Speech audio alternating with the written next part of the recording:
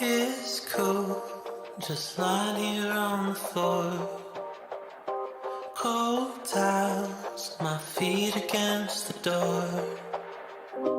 How long have I been in this space? Arms over eyes, help me retrace.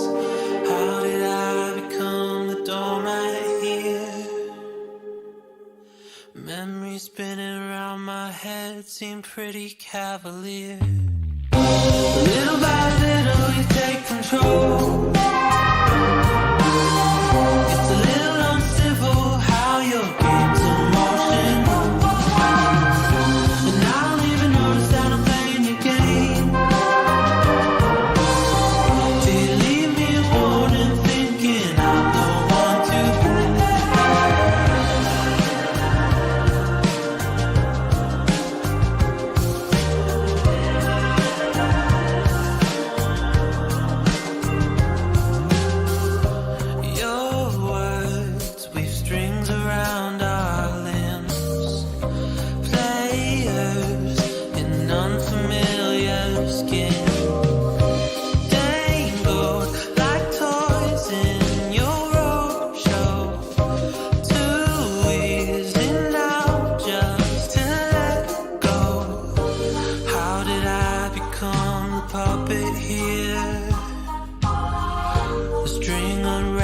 From my heart has made it pretty clear.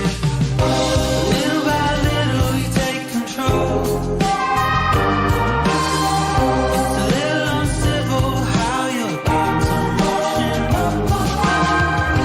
And I don't even notice that I'm playing your game. Do you leave me morning thinking I'm the one to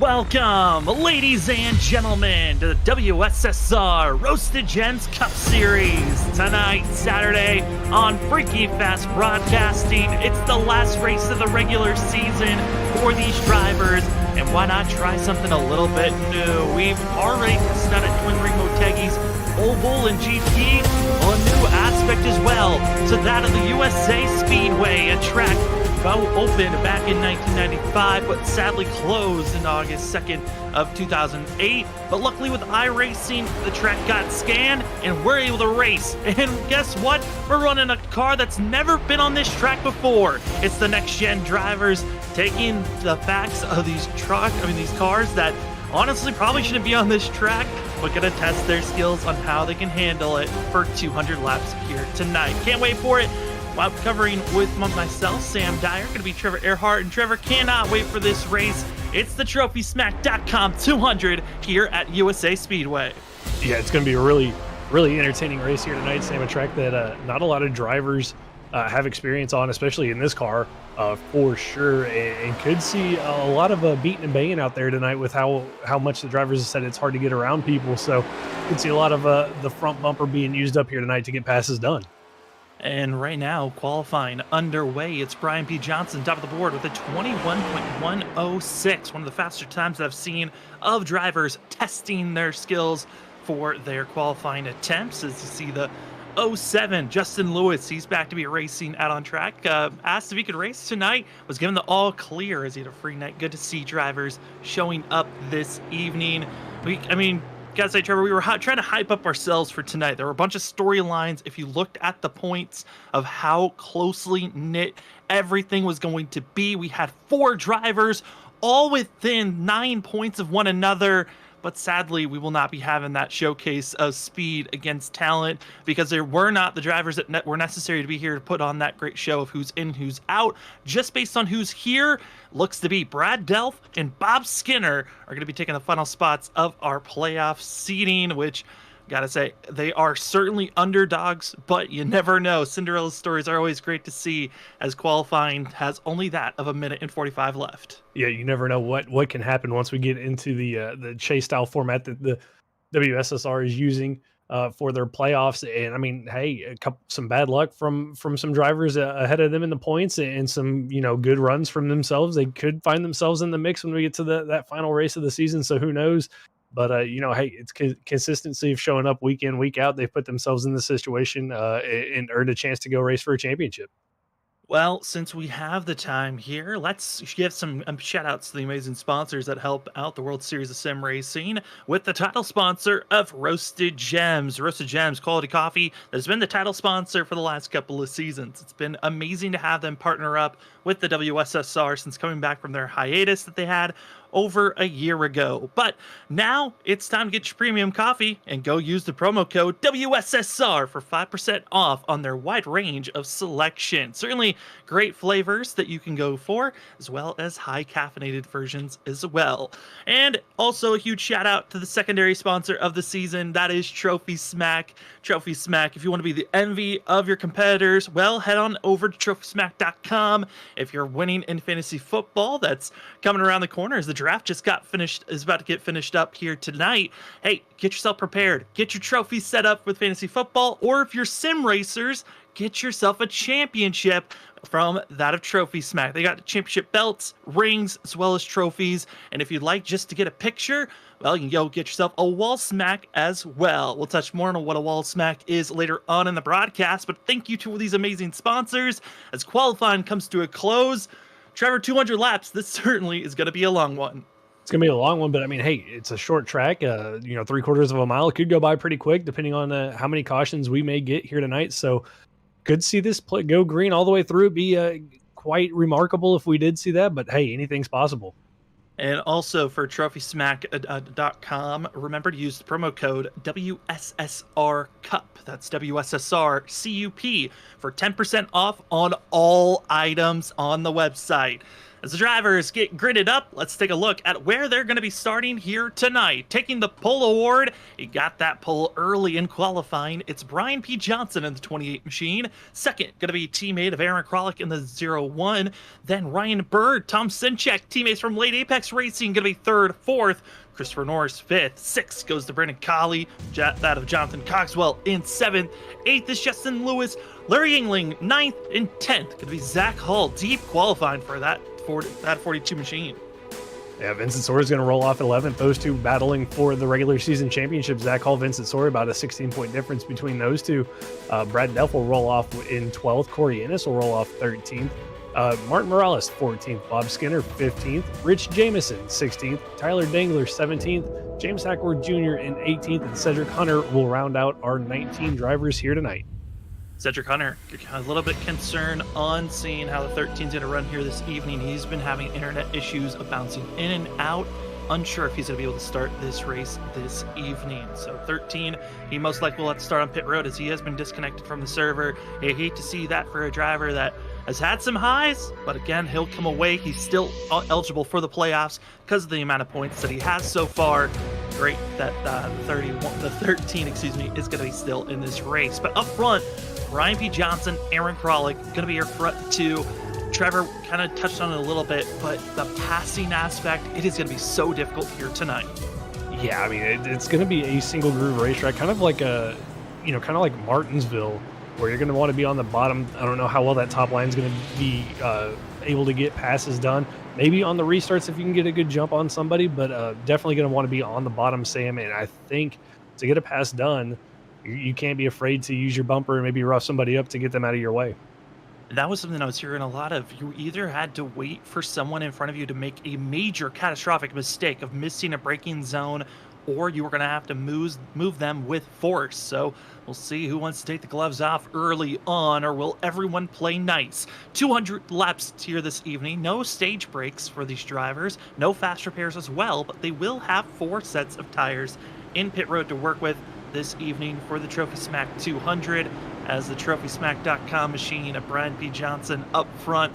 Storyline that we do have for this evening is for the all-time wins record. Brian P. Johnson, that of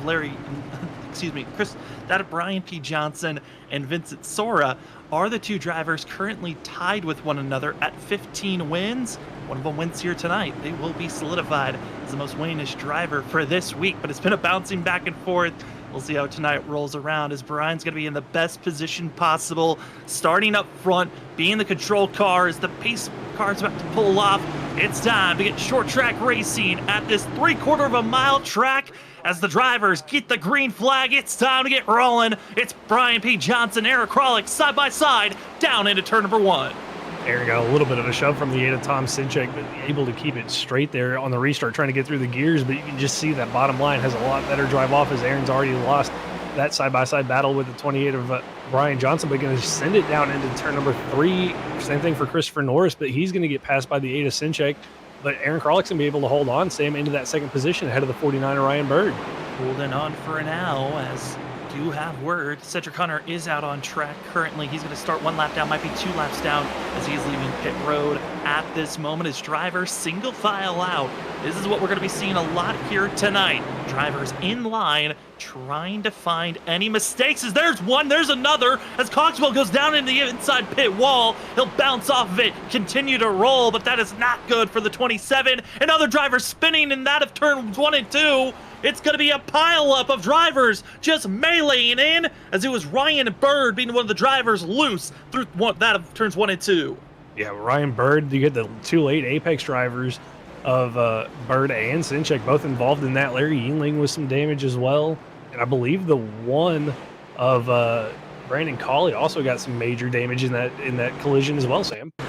Is just trying to search for so much. We saw there in the back half of Jonathan Cogswell spinning out, but initially we saw the 101 of Aaron Kralik and Ryan Bird both trying to do a little bit of blocking between one another, and that's what we're going to see here in this replay of these drivers being so aggressive around one another, trying to pile on this aggression on the entry of the corner, and it backfiring as you see that of Ryan Bird on the very inside, tries to be aggressive, trying to take this positioning, but had too much speed, Trevor, and it backfires immediately. Yeah, just got too tight, pushed up into the 01 there of Aaron Kralik, got loose, spins it around. Norris does a good job getting by, but just nowhere for his teammate Tom Sinchek to go, nowhere for Brandon Colley to go either, as they kind of get caught up with one another. Colley tries to get it slowed down. You see Zach Hall there as well, but here's where everybody kind of piles in. Zach gets through, but here comes Larry. Brad Delph, the 15 of Vincent Sora, gets a little bit of it, but hard contact between Larry Yingling and Brad Delph as they pile into the 8 of Tom Sinchek. And with the timing of this caution, the driver that lucks out, the driver that missed the start of the grid, Cedric Hunter is back on the lead lap with the lucky dog position for the 13. but plenty of drivers having to come into pit road, going to get manual repairs. And again, there's no fast repairs. You have to sit in pit road for any types of damage that you decide to get repaired on. There is optional and required damage that drivers are given. Optional drivers can continue to race without being forced to come to pit road. Required damage, you are forced to come into pit road. And luckily there, Trevor, it looked to be no drivers with required damage. Plenty of drivers feeling like they had to come in for repairs. Yeah, thankfully, with how tough this car is, everybody gets through that pretty unscathed with no required damage. Maybe some bent toe links, not broken like we typically see, so not your 30-second to 8-minute required damage flag that we would typically see for toe links, but it could be the possibility of a couple drivers with some off-centered steering wheels after that contact they had. But like you said, nobody with required damage, so thankfully able to just come down pit road, get as much as they can fixed, and then get back out there. And driver caught with a black flag and going to be going a lap down. Tom Sinchek back into pit road. He missed his first opportunity to come into pit road, which forced the 8 to go in the next lap. But because he missed his first opportunity, he goes into pit road on a closed pit. He's going to have a drive-through penalty once he gets out of pit road. But currently, one lap down, decided to get those repairs done. Just too much damage to work with as more drivers come into pit road. That's 13th back to 19th that continuously have been coming into pit road trying to get those repairs done. As those lights still on the pace car, meaning we're still needing another lap going by. Once the lights go off, that'll be the one to go indicator, was we're expecting to see it come off now. Yeah, here we go to the one to go. It looks like Sinchek's still on pit road. Brandon Colley's going to leave pit road. Not sure if he's going to be able to beat the pace car out and stay on the lead lap, as that one machine looks like he actually was able to beat the pace car off pit road. But just like that, Sam, I mean, 5 laps into the race and already a major pileup in turn number 1, and that short track racing just kind of overdrove the corner, got up into the car to the outside, and those types of things can happen. It certainly can, and now it's going to be Brian B. Johnson recognizing inside lanes where you want to be on this restart, but we're going to give some other drivers opportunities for the outside lane. Christopher Norris, he was 3rd on that last restart. He was in a prime position. Now he'll start on the outside. How is this run going to go for these drivers into the restart zone? We're back to Green Flag Racing for the TrophySmack.com 200. Brian B. Johnson, Christopher Norris in line. Clean restart for the front 2, but everyone else still stacked 2x2. Everybody else still trying to fight for their positions. Looks like the 07 Justin Lewis going to clear Aaron Kralik, and Aaron again a little bit shaky on the restart here. Doesn't look comfortable getting up through the gears in that 01 machine, so he's going to give that spot up to Justin Lewis, and falling behind him, Zach Hall and Vincent Sora, after both getting through that wreck. I think Vincent might have a little bit of damage, but both able to avoid major damage getting through that wreck, are now up inside our top 5 and 6 positions there as they try to catch up to Aaron Kralik and Justin Lewis. Yes, we're riding on board 15 of Vincent Sora. He's got Zach Hall right in front of him. Talked about at the top of the broadcast. Both drivers hunting for the regular season championship. Zach Hall comes in with a 16-point advantage over that of Vincent Sora, and with more drivers getting caught up in trouble and Tom Sinchek being 4 laps down, it seems to be a factor of, seeing these drivers battling it out. Zach Hall, not enough drivers really showing up here tonight. He should not be in a too worrisome position on being bounced out on points from that championship, regular season championship for himself. As you see the 13 of Cedric Hunter with James Hackworth Jr. This is battle for 14th place, and the 1 of Brandon Colley. Yeah, Colley, after spending some time on pit road, trying to work his way back up through the field. Cedric Hunter just kind of stuck here, though, behind James Hackworth Jr. You can kind of see just how hard it is to get a pass done. Looks like he's got a good run here out of 4. Going to look to the inside, see if he can get this move to stick as Hackworth drifts up just a little bit, but Cedric able to get that pass done. Now the 1 of Brandon Colley also going to take a look to the inside here. Almost a little bit of contact between those two, but Colley's going to use that opportunity that Cedric opened up to get by the 23, and that's also going to allow the 86 of Rich Jameson to get to the inside. Rich Jameson involved with that incident on our first caution, trying to get by as cleanly as he can. And James Hackworth Jr., a very respectable driver out on track. He is willing to give space when needed. He doesn't try to fight too often, and he's going to get that space cleanly. As other drivers battling for every position possible. This is for 10th place as Bob Skinner gets a little bit wiggly out of turn number 4. And here comes Larry Yingling now for 11th place. Yeah, and Skinner, you can just see he was trying to catch that car all the way down the front straightaway. And just never got it set for turn one. He's going to lose that spot to Larry Yingling and possibly to Ryan Bird, as Bird's going to look to the inside. Skinner's going to try to arc it high and see if he can get a good drive off of 4, but not going to be able to hold off that 49 machine. So that little bit of a mistake from that 82 and cost him 2 positions right there, and almost a third to Cedric Hunter as he's closed in. Closing in ever so slightly. These drivers during practice very close on speed with one another.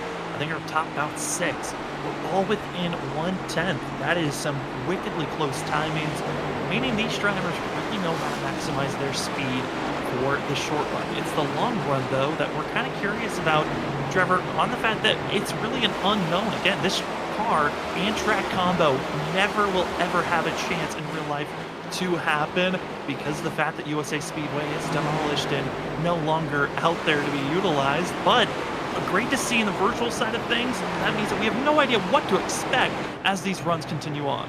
Yeah, really no clue what to expect on the long run. I mean, you were telling me before we went live that maybe some drivers would think about downshifting. I mean, they're running in 4th gear right now, and in the long run could decide to downshift. But we were kind of talking about that, and the possibility of getting too much wheel spin on corner exit might be a thing for some of these drivers. But hey, somebody might test it out to see if they can gain a little bit of an advantage over everybody else around them.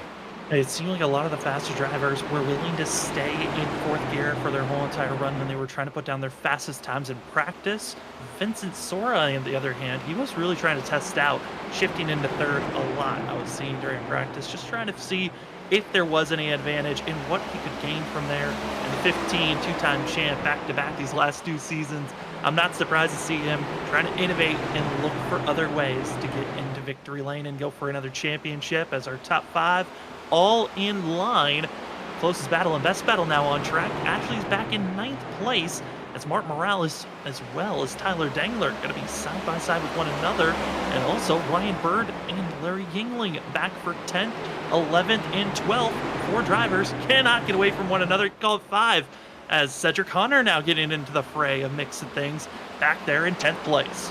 Yeah, this is just kind of the problem that you have if you get put out of line. You can lose a bunch of spots if everybody's lined up behind you, and that's kind of what happened here to the 19 of Tyler Dangler. Once the 91 of Mark Morales got to his inside, that's allowed Larry to go by. Now Ryan Bird's by, and possibly the 13 of Cedric Hunter if the 19 of Dangler can't get back to the inside line. Looks like he is going to be, again, trapped on the outside lane as we bounce back to see these incredible battles that are going on back here. As up front, they continue to stay in line. Not expecting a lot of action for our front 5. I think a lot of them might be thinking about just save their fuel, save those tires for the longer run.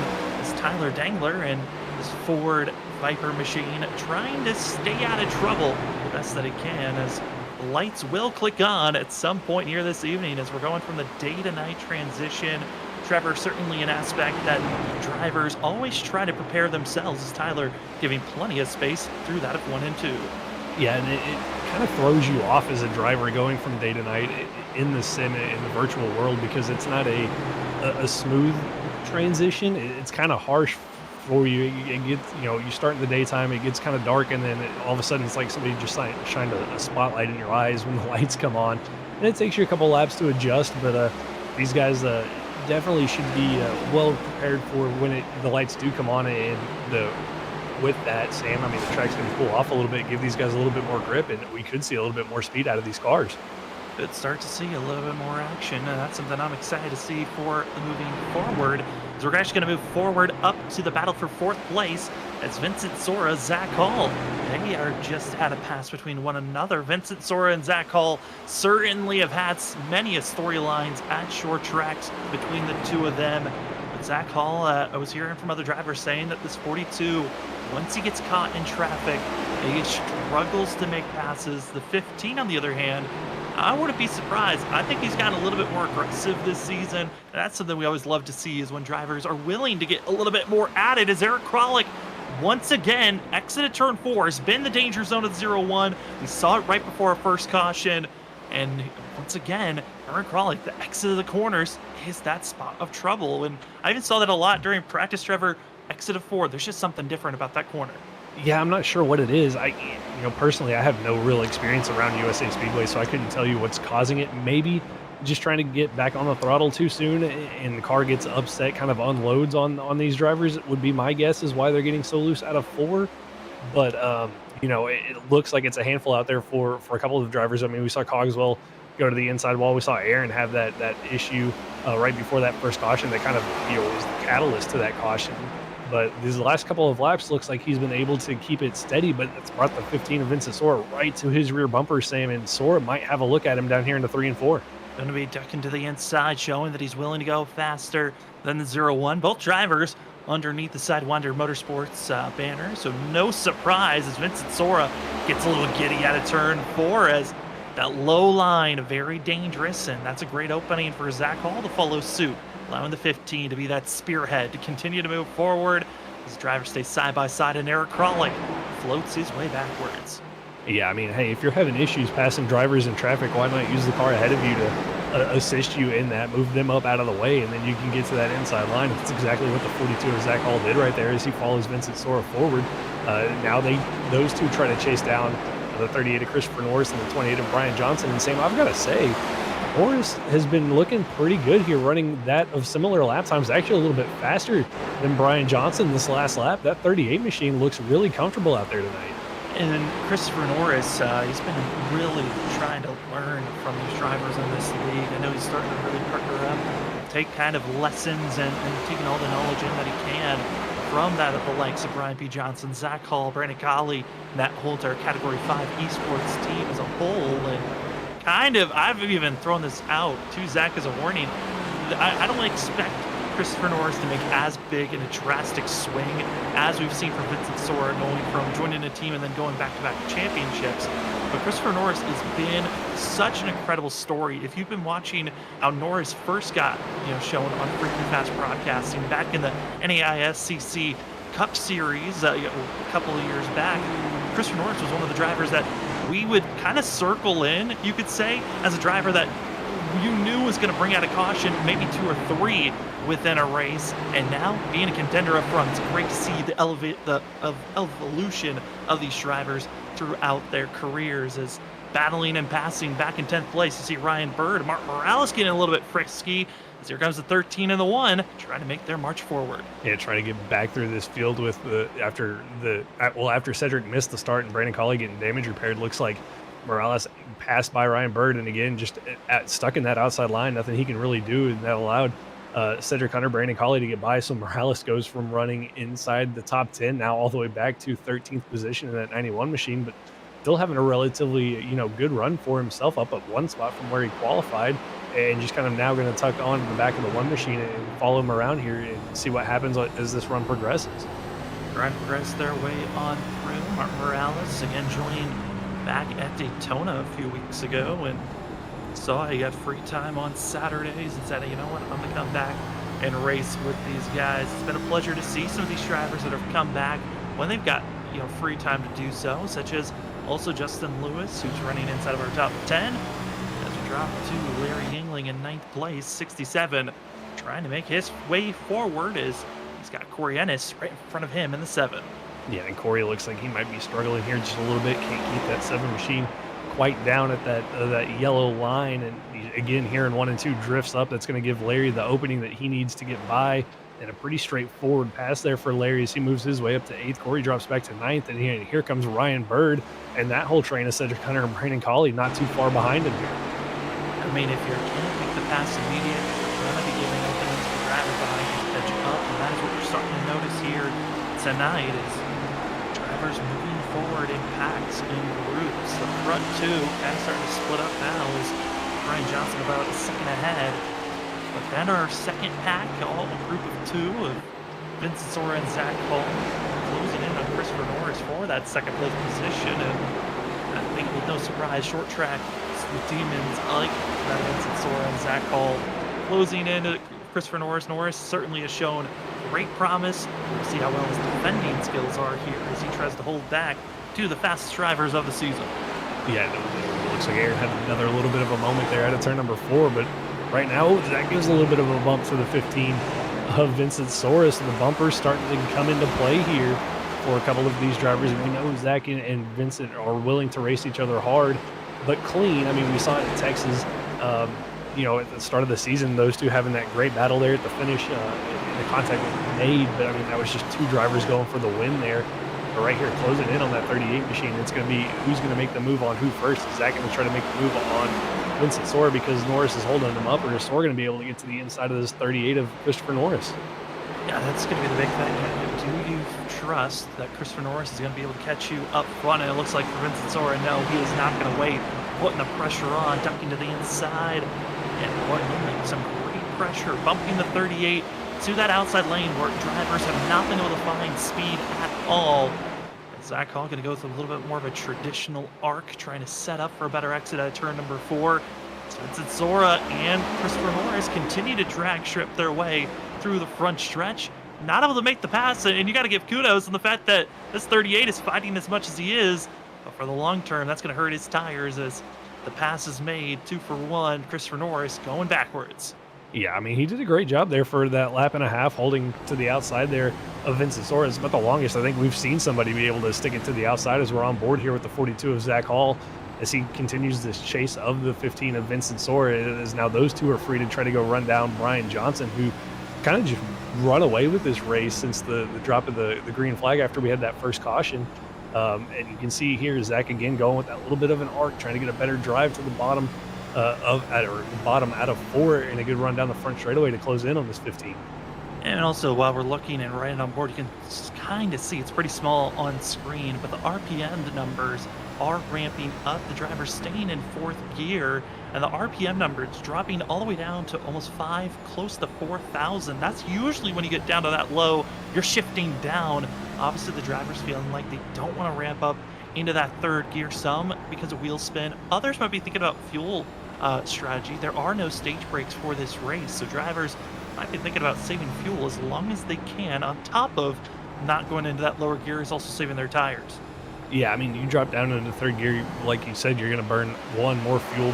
2, you're going to have the possibility of wheel spin, and then 3, I mean, just the higher speed you're carrying through the corners with that downshift, the more wear you're going to put on your tires, and the rear tires in these cars are really important to keep underneath you. Keeps the cars, from being wrecking loose that we've seen a couple of times here tonight. So it's going to be interesting, Sam. I mean, you touched on it that Vincent was playing around with shifting, and everybody else was kind of not. So it'll be really interesting to see, late into this run, who's doing what. You might be able to hear the extra little bit of whining through the corners. The 07 of Justin Lewis, one of those that actually is taking the downshifting as a key to drive off. That is exactly what's keeping Lewis in this race, is Aiden is going to make the pass to the inside, and Eric Kralik, who's, again, struggling to the 0-1 you see in the mirror, making the pass, but shifting down into 3rd gear and coming off the corner. It's working for the 07, looking at the pace, keeping equal distance, keeping at least the same lap time as our leader. So it's not a bad strategy. Obviously, there's 2 different takes on how you want to run this race. Yeah, and you can see it in the onboard camera real quick. If you look at the dash, you'll see the RPM lights hit red, and that's when he's shifting up and shifting down. And right here, you see it blip red right there as he goes into 4th, and here going into 3. Doesn't look like he shifted this time into 3. Maybe just utilizing that to get the pass done, a better drive off on Aaron Kralik. We'll see if he does it down here into turn number 1. But Justin here, Sam, looks like just using that 3rd gear as a chance or as an opportunity to make a pass on a driver. Hey, that is very interesting knowledge to take in. That's something that I wasn't expecting to see drivers try to utilize. You'd think that they would just keep with what's keeping at pace, but Lewis evolving throughout this race. I love the fact that he's learning on what he wants to do to utilize to make sure that these passes are working, and just seems to be more of a comfort level than anything else. Driver struggling, though, on the back stretch. Going to be the 82 machine of Bob Skinner. Seems to be having issues on the exit of the corner. It does not look comfortable as our leader drives on by on the outside.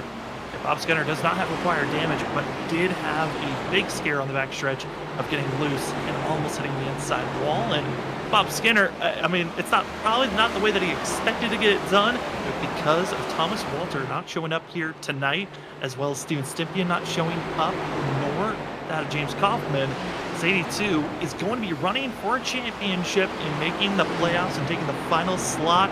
Congratulations to Bob Skinner on the fact that he will be advancing. And what a tough season it's been, but hey, you'll take it, but you can grab sometimes, and it takes a little bit of luck to get yourself into the playoffs. takes a little bit of luck, but consistency I think is the key here for Bob, and Bob's shown up to the majority of the races. I'm sure it hasn't had the finishes that he's wanted in that 82 machine, but in here nonetheless, and he's going to find himself running for that championship, regardless of where he finishes here tonight. Well, as these drivers are racing and getting aggressive, some of the closest battles on track seem to be either in the back half of the field for 16th place. It's a battle that's raging on, or the battle for second place. But this is the battle back for 16 drivers that we don't really get to talk about very often. Jonathan Cogswell, who's going to be also running in the playoffs, came into tonight 14th in points. And James Hackworth Jr., who is also going to be in the playoffs, he's 13th in points. And two drivers close in points and close on track. Yeah, Cogswell, trying to recover. We saw him. It was really the first car that we saw have major issues here tonight when he got to the inside wall in the front straightaway after getting loose out of turn number 4. He's trying to, get back through the field as he gets around the 23 there of Hackworth Jr. And James just, going about his normal business here tonight. Sam just running at his own pace, letting drivers by, and just taking the race as it comes to it. Take it easy, take it smooth, and that's exactly what we're seeing right now. Drivers having a joyride this evening as we're on lap 60 of 200. Thank you so much for being with us on your Saturday night is why we're watching the WSSR Roasted Gems Cup Series. We are going to take our first commercial break of the night as the drivers are continuing to roar, expecting pit stops around lap 100 to 120. But we've got plenty of racing until then. We will be right back as we go side by side for the Trophy Smack 200 at USA Speedway. We'll be back in just a few moments.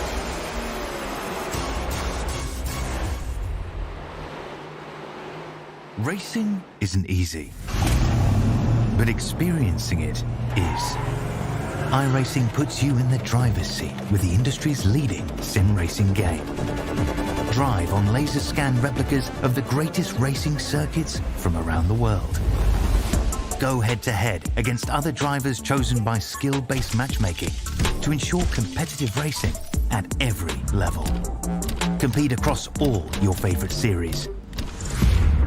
In officially licensed cars, engineered to deliver the most accurate driving experience possible.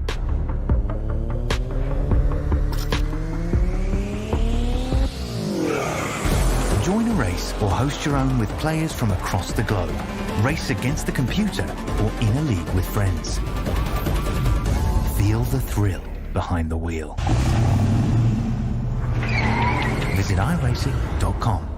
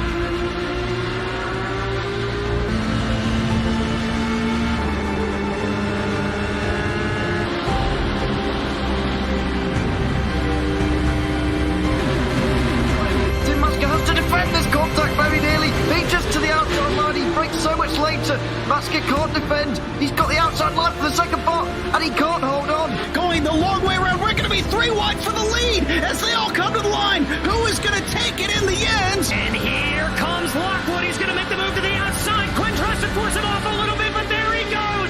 It's going to be side by side through turn 1. Will he be able to cover him off? He does. Weaving back to the left-hand side. Reynolds is trying everything. The kitchen sink is being thrown at it. They're leaning on each other. Coming into turn number 3. It's going to be a drag race through 3 and 4. Coming back to the line. Here comes Trish on the bottom. Bouchard's going to hold the inside. Tries to be the late breaker here. They're going to be side by side through the final chicane. They bang doors, but keep it clean. has that still 4 wide on the run down into the back straightaway. Demerit's looking for a line as well. What is going on in Michigan? Novak into the fence. They're still beating and banging. Oh my and to the goodness. line. He is much faster coming through there. Is there damage on Challenger? Abramitis is ahead. There's going to be a race to the line. Who is going to get it?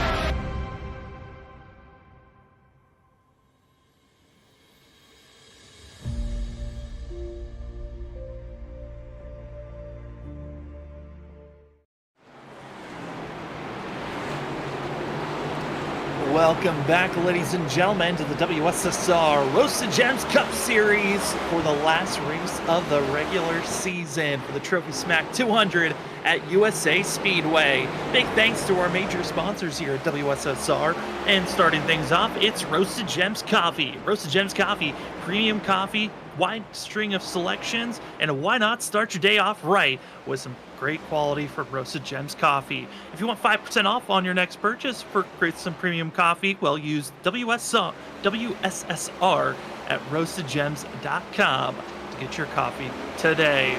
And also, big shout out to Trophy Smack. We talked about the fact that they've got plenty of options on trophies that you can grab. Well, you can get yourself a championship belt, ring, or trophy, but Wall Smack. Said that we're going to touch on it a little bit more. Well, let's get to it. Wall Smack is a premium high gloss metal artwork that you can grab for yourself, as Trophy Smack gives you their safety magnet mounting system to allow you to post up your custom metal piece that you can have either be in a meme, championship photo, family photo, whatever you would like. I know for the drivers here at WSSR, a lot of them have been getting wall smacks from Victory Lane. And if you'd like to get yourself a wall smack, also we have the link in the description and in chat to utilize. Or if you'd like to go look at their other wide selection of items at trophysmack.com, remember to use the promo code WSSR CUP. That's WSSR Cup for 10% off on all purchases. Thanks so much, everybody, for joining with us. My name is Sam Dyer. I've got Trevor Earhart with me, Robert Moyer Jr. running productions. And we wanted to give you a little bit of a rundown on where the drivers are at currently. Brian P. Johnson got the pole award, and this man has not been looking back. No one has passed him. He's led every lap, and he's now up to almost 2.5 seconds over second place. He's been stable, he's been clean, and tonight he could potentially solidify himself as the most winningest driver in WSSR history. Then, falling back to second place, we find the 42 is Zach Hall, up 8 positions from where he started, qualified in 10th, and he has been on the charge. Last couple of laps, though, he's been slower than Brian P. Johnson. I think that comes down to the tire wear. When pit stops come around, how will the 42 retaliate to catch up to Brian? We'll have to find out.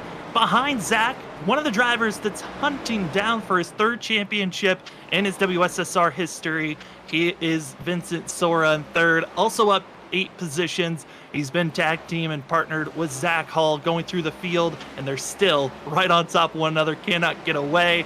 Then behind them in 4th place, probably the best shining star of the week, it's going to be that of Christopher Norris in the 38 machine. Currently in 4th place, up only 1 position from where he qualified, but he's been running in 2nd and in the top 10 all race long. A driver, I gotta say, I'm proud of in 5th place, Eric Kralik. He's had plenty of scares here this evening, but he's been pressured, but he's been holding on somehow. These tires have been bleeding out for freshness for almost 80 laps. I mean, since that of lap 2, it feels like, but he's still up here in the top 5, fighting for all that he's got. But Trevor, certainly 6th place is putting the pressure on. Yeah, Justin Lewis back there in 6th, up 2 spots from where he qualified in 8th position. And Sam, we saw him utilizing that 3rd gear downshift to get around Aaron Kralik at one point, but Aaron's been able to get back around him. So Justin just kind of riding here, biding his time, waiting for an opportunity to get back past the 0-1. But right behind Justin in 7th place, Cedric Hunter up 12 spots from where he started shotgun on the field there in 19th position after having some internet issues.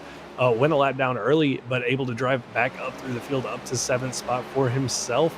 So having a good run for Cedric Hunter. Larry Yingling back there in 8th position, up 1 spot from where he qualified in 9th after being caught up, Sam, in that first wreck of the night. The 67 after spending some time on pit road with a good recovery run for himself to find himself up 1 spot from where he qualified. Then you have Brad Delph in 9th having a great run for himself inside the top 10 in that 14 machine. Also involved, you can see a little bit of the nose damage that he has. Also involved in that first caution of the night, but doing another good recovery run along with Larry for Brad to get back up there in ninth. And then back there in 10th, Ryan Bird in the 49, he was the catalyst to that whole carnage that we saw in turn one when he got into the side of the 01 of Aaron Kralik. So Ryan down 7 spots, unfortunately, from where he qualified up into third. Back down here in 10th position, just trying to quietly work his way through the field, and probably like others, Sam, waiting for these fresh tires to, they're waiting for pit road to come in and get some fresh tires.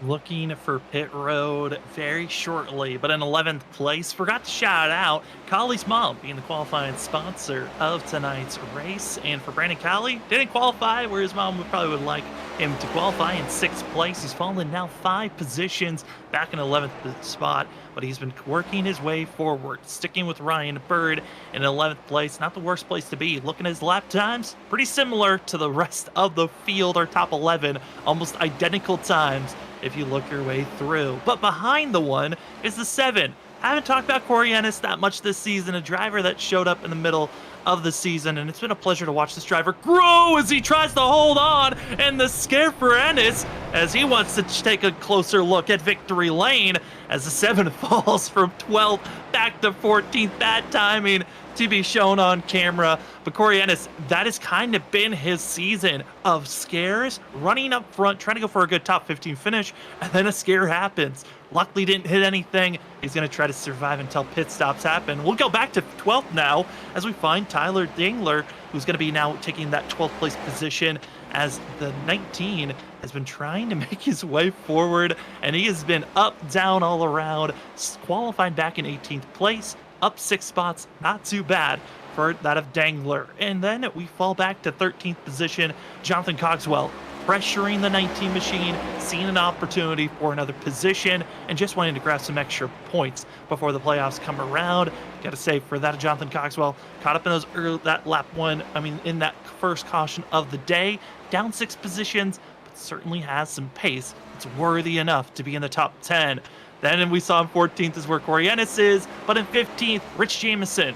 Got to hear from him in our cool down lap with that of Robert Moyer, and Rich, certainly a character to listen to. Plenty of rich history with the way that he has gotten into racing and how he has gotten himself into sim racing in total and just his life journey. Currently right now in 15th place, but maybe we can see a little bit more from Rich if a caution comes out. And back there in 16th, Bob Skinner in the 82 just got around the 23 of James Hackworth Jr. there. But Bob just having a quiet night for himself, comes into the night and just by virtue of being here is going to find himself racing for a championship starting next week in that 82 machine. Right now, 1 spot down from where he qualified and 1 lap off the pace, but just out there logging laps here, trying to stay out of the leader's way as he has his own little battle with the driver in 17th position, the 23 of James Hackworth Jr., who I think every week we talk about just out here running at his own pace, doing what he needs to do to finish races. He's also going to be one of those drivers that's kind of the long shot, but also running for a championship next week. So he runs in 17th position right now, and back behind them, it's going to be Tom Sinchek in the 8 machine, down 14 spots from where Tom qualified tonight, not having the run that 8 machine wanted. 3 laps down, he was caught up with his teammate in that lap 3 crash that we saw early on tonight. So Tom just trying to be out there, trying to do his best to maybe gain a couple of spots if some drivers in front of them have issues. And then our lone retirement of the night, the 91, Martin Morales, is going to be the final driver in 19th position. He pulled off a couple laps ago and called it a night here. So 18 cars currently out on track running, that of about 14 cars currently on the lead lap. As it looks like we're going to have our first pit stop of the night. Sam, the 19 of Tyler Dangler. Tyler Dangler going to be coming into pit road, tires, fuel, and expected to get back out there on track. And this is around the limit. These drivers can make it to the end of this race, so no surprise. And for Tyler Dangler, trying to gain something. These drivers currently, based off their fastest lap that they put down to their last, that's looking to our leader, Ryan P. Johnson, he is a full second slower than his fastest time. So pitting early, going for the undercut, not a bad strategy. And I kind of like this from the 19, as this could be a great opportunity for himself to gain some positions if he's able to put down some fast laps for himself and just naturally be quicker than the rest of the field with fresh rubber. it's going to be interesting to see how it works out for Tyler. Obviously going to be about a second quicker than everybody, but getting by everybody is going to be, I think, the issue that the 19 might have.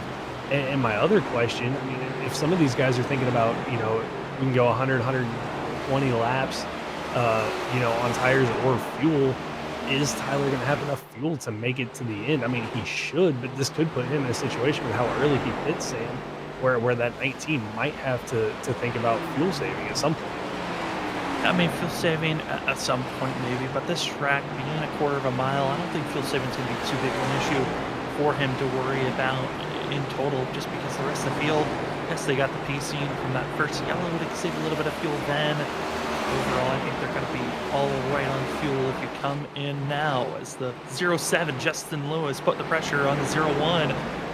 Zero's machines, they just cannot get away from one another, as Lewis ducks his nose to the inside for turn number 1, taking the opportunity and forcing a lot more of a wider turn than Kralik wanted to take, making the pass clean, easy. And I mean, Trevor, looking at these drivers, the fact that Aaron and Justin just cannot get away, interesting driving between the two of them, as Aaron Kralik going to be one of our first drivers inside of the top 10 pit road for himself, as well as Jonathan Cogswell at a pit road.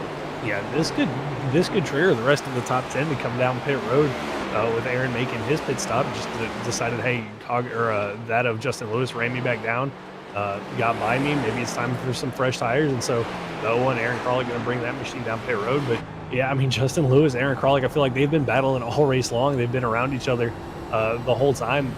We've seen them flip-flop positions several times, but now with pit stop starting, it's going to be interesting to see how much longer this 07 stays out and what kind of advantage it might give Aaron Kralik once this cycles through. Or do you want the freshest tires to finish out the rest of this race? Drivers have 4 sets of tires to work with, and we've seen some struggling here tonight on that wheel spin on the exit of the corners, riding on board with these drivers, getting a sense of what it's like. I mean, for Christopher Norris, who's coming out of turn number 4 that we're riding on boards with the lids machine, what a run it's been. Exciting to see what Christopher Norris is going to bring for the playoffs, because you look at the schedule, it's a good schedule for the playoffs. We're going to be sticking with the traditional ovals. We've been so outlandish in trying different tracks that you traditionally don't go to. We're going back to traditional racing of ovals. First race of the playoffs for the Chase, going to be at Kentucky, the Legacy course under the lights. Then New Hampshire is going to be the second race. Then Iowa, Atlanta, 2008 configuration, and finishing out the championship at Homestead. It's a Chase configuration of the playoffs, meaning that there's no brackets, no one's getting eliminated. It's based off of those those 5 races on who has the most points wins the championship. Yeah, it's going to be a really, really, I think, exciting 5 races to see, who's going to have those points over one another. And I think we're going to see, drivers be a little bit more aggressive with one another than we've seen throughout the course of this regular season, as every race is really going to count on your finishing position and those finishing around you. So, I mean, anything's possible, and kind of with the momentum that we've seen from the 38 of Norris, Sam, I don't know if dark horse, yes, but I wouldn't quite count him out. I mean, he's consistently been running top 10, top 5. He might have a shot at this. It certainly is going to be exciting, just like how the excitement level is just ramped up out of nowhere. Drivers on fresh rubber, others going a lap down. That was a chaotic little run that we just got to see on screen, as Eric Kralik, Justin Lewis, both have made their pit stops. They're trying to get through traffic, as the battling between Ryan Bird and others all cycling through, and it's going to be that Tom Sinchek 4 laps down, but right in the thick of things here. And man, just a bunch of different storylines on how you want to go through this racing action, and it's giving great opportunities, as we're actually going to be 3 wide on the center of the corner, and they get through. As Tom Sinchek gives the spacing. These drivers with fresh rubber are getting ruthless out here on track. We're going to do it again through 1 and 2, but it looks like the 19 Tyler Dengler is going to get into the outside wall just a little bit. And that kind of caused the 07 of Justin Lewis to check up, as he's, again, right back to battling with the 01 of Aaron Kralik. These two, even after pit stops, are not separated from one another. Lewis was trying to use that outside line to his advantage, wasn't able to get that pass done. on Aaron Crawley, but Aaron's going to overshoot the corner just a little bit to try to get around the one here of Brandon Colley, and it's going to cause the 07 to get checked up as Aaron uses Brandon Colley as a perfect pick for himself to build a little bit of a gap back to that 07 machine. Then Bob Skinner goes to the outside lane, and they just continue to be a little bit of 3-wide action center of the corners. And that's the best place because when you're all the way at the top, you're so slow compared to the rest of the field. It's the longest way around the track. You're just giving up speed, so these drivers aren't staying 3-wide off. The exit is a little bit of a scary exit. Rich Jameson gets out of the way and looks to be heading to pit road for the 86s. Man, this group has just been entertaining to watch. That of Aaron Kralik and Justin Lewis in the fresh tires, trying to battle one another while getting by drivers on older tires than them. Yeah, I mean, they've done a really good job getting through the older tires and haven't really been able to separate from one another. So this is a battle that's going to continue to rage on, I think, probably for the rest of this race, with kind of how they've gone back and forth with each other for the first 110 laps of this thing. So these two, unless something happens with maybe one of them getting a little overzealous, I think these two are going to be stuck together the whole race long, as Lewis gets again caught behind the 14 machine there of Brad Delph and has to give up a little bit more time to the 01 of Aaron Kralik. Certainly a lot of scares. Where do you want to be? How do you get through all this madness for yourself? As we're going to have our second DNF of the night. Tyler Dangler is going to call it quits for the 19. But here comes drivers into pit road. Brad Delph, as well as I saw in the background, Richie Jameson joining the 14, as they're going to be making their one and only stop of the night. Still waiting for the rest of our top 9 to head into pit road. For Brian P. Johnson, Vincent Sora, Zach Hall's your top 3. And Brian and Vinny have kept it pretty equal between one another on where they are on track. Still 2 seconds to 2.5 seconds. Keeps the bouncing back and forth. But Brian continues to be the top dog up front. And no one really looks close to trying to beat the 28 unless we get a caution flag to come out, which you never know, Trevor, when it will strike. Yeah, you never know. I mean, it could be one of those things where we get down to the last, 3 or 4 laps of this race and find ourselves in a green-white checkered position. It's very possible. I mean, we are short track racing. Beating and banging's bound to happen, especially as this race progresses and drivers get a little bit frustrated trying to make some passes late in the race on old tires. It very well could happen. It could open the door for Vincent Sora, Zach Hall, Norris to maybe steal the win here from Brian Johnson. With that late race caution. I mean, who knows? I mean, I gotta say, I'm enjoying still watching Eric Kralik and Justin Lewis, fresh tires, just clawing their way through the field on their fresh rubber, and they're just tagged right on top of one another. Whenever there's openings, Lewis tries to make a pass on Kralik. Usually doesn't work out because he sees the pick that Aaron's kind of using of the slower drivers. But it's been a pleasure and a blast to watch these drivers. 118 laps so far. And could we see another caution flag come out? We'll have to wait and see. But we're going to take one more commercial break before the night is done, as we're closing in on lap 120 here shortly. Thank you, everyone, for being with us on your Saturday night, watching the WSSR Roasted Gems Cup Series. It's the TrophySmack.com 200 at USA Speedway. Still waiting for drivers to make their pit stops, and we'll be back right after this.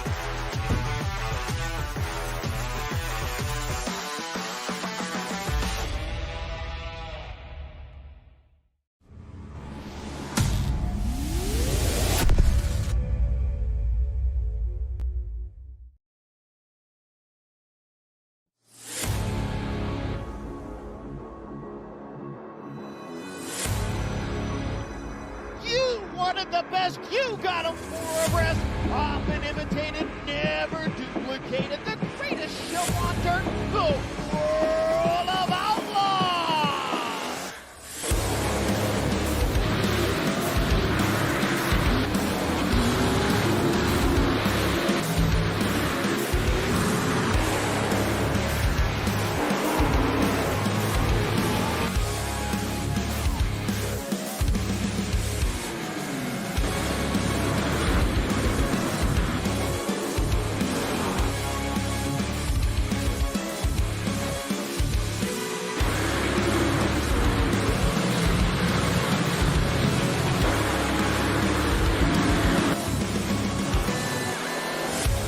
World of Outlaws Dirt Racing will be available September 27th. Pre-order your copy today.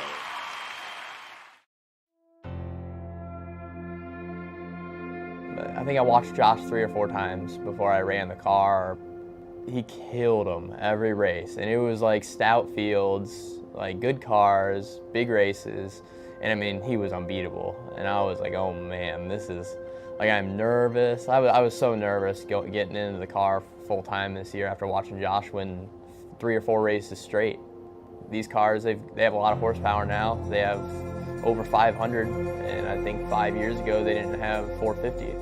They're gonna be a handful to drive, but just don't overdrive them. Let the car do the work.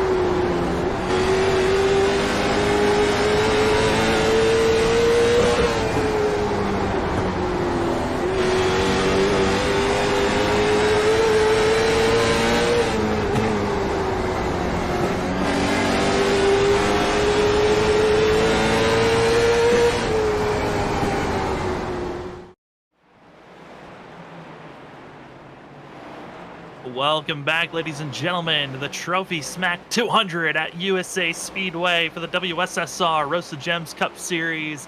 My name is Sam Dyer. With me is Trevor Earhart. As these drivers have been having a great race, Trevor, I got to say, it's been a pleasure to watch them. We've had one caution, been great racing ever since, and drivers, most are done with pit stops. Still Corey Ennis and Larry Yingling need to come in for their stops, but Justin Lewis, Aaron Krolick should become your leaders with this pit cycle going all the way through. Yeah, with the undercut that they pulled, those two are going to be the race leaders. With Brian Johnson actually going to have to make a couple of passes here to get back up to the front. So we'll see how good that 28 machine is at finally, having somebody in front of him.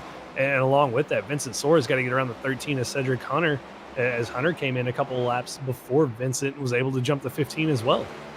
And those undercuts, for Cedric Hunter, that's a crucial undercut to have because of the fact that these drivers talked about it over the week, saying how important it was to have fresh air on some big moves you can make between one another. But the battling for Vincent Sora and Cedric Hunter not going to last for very long, as Vinny looks to be very settled in for that pass for 5th place.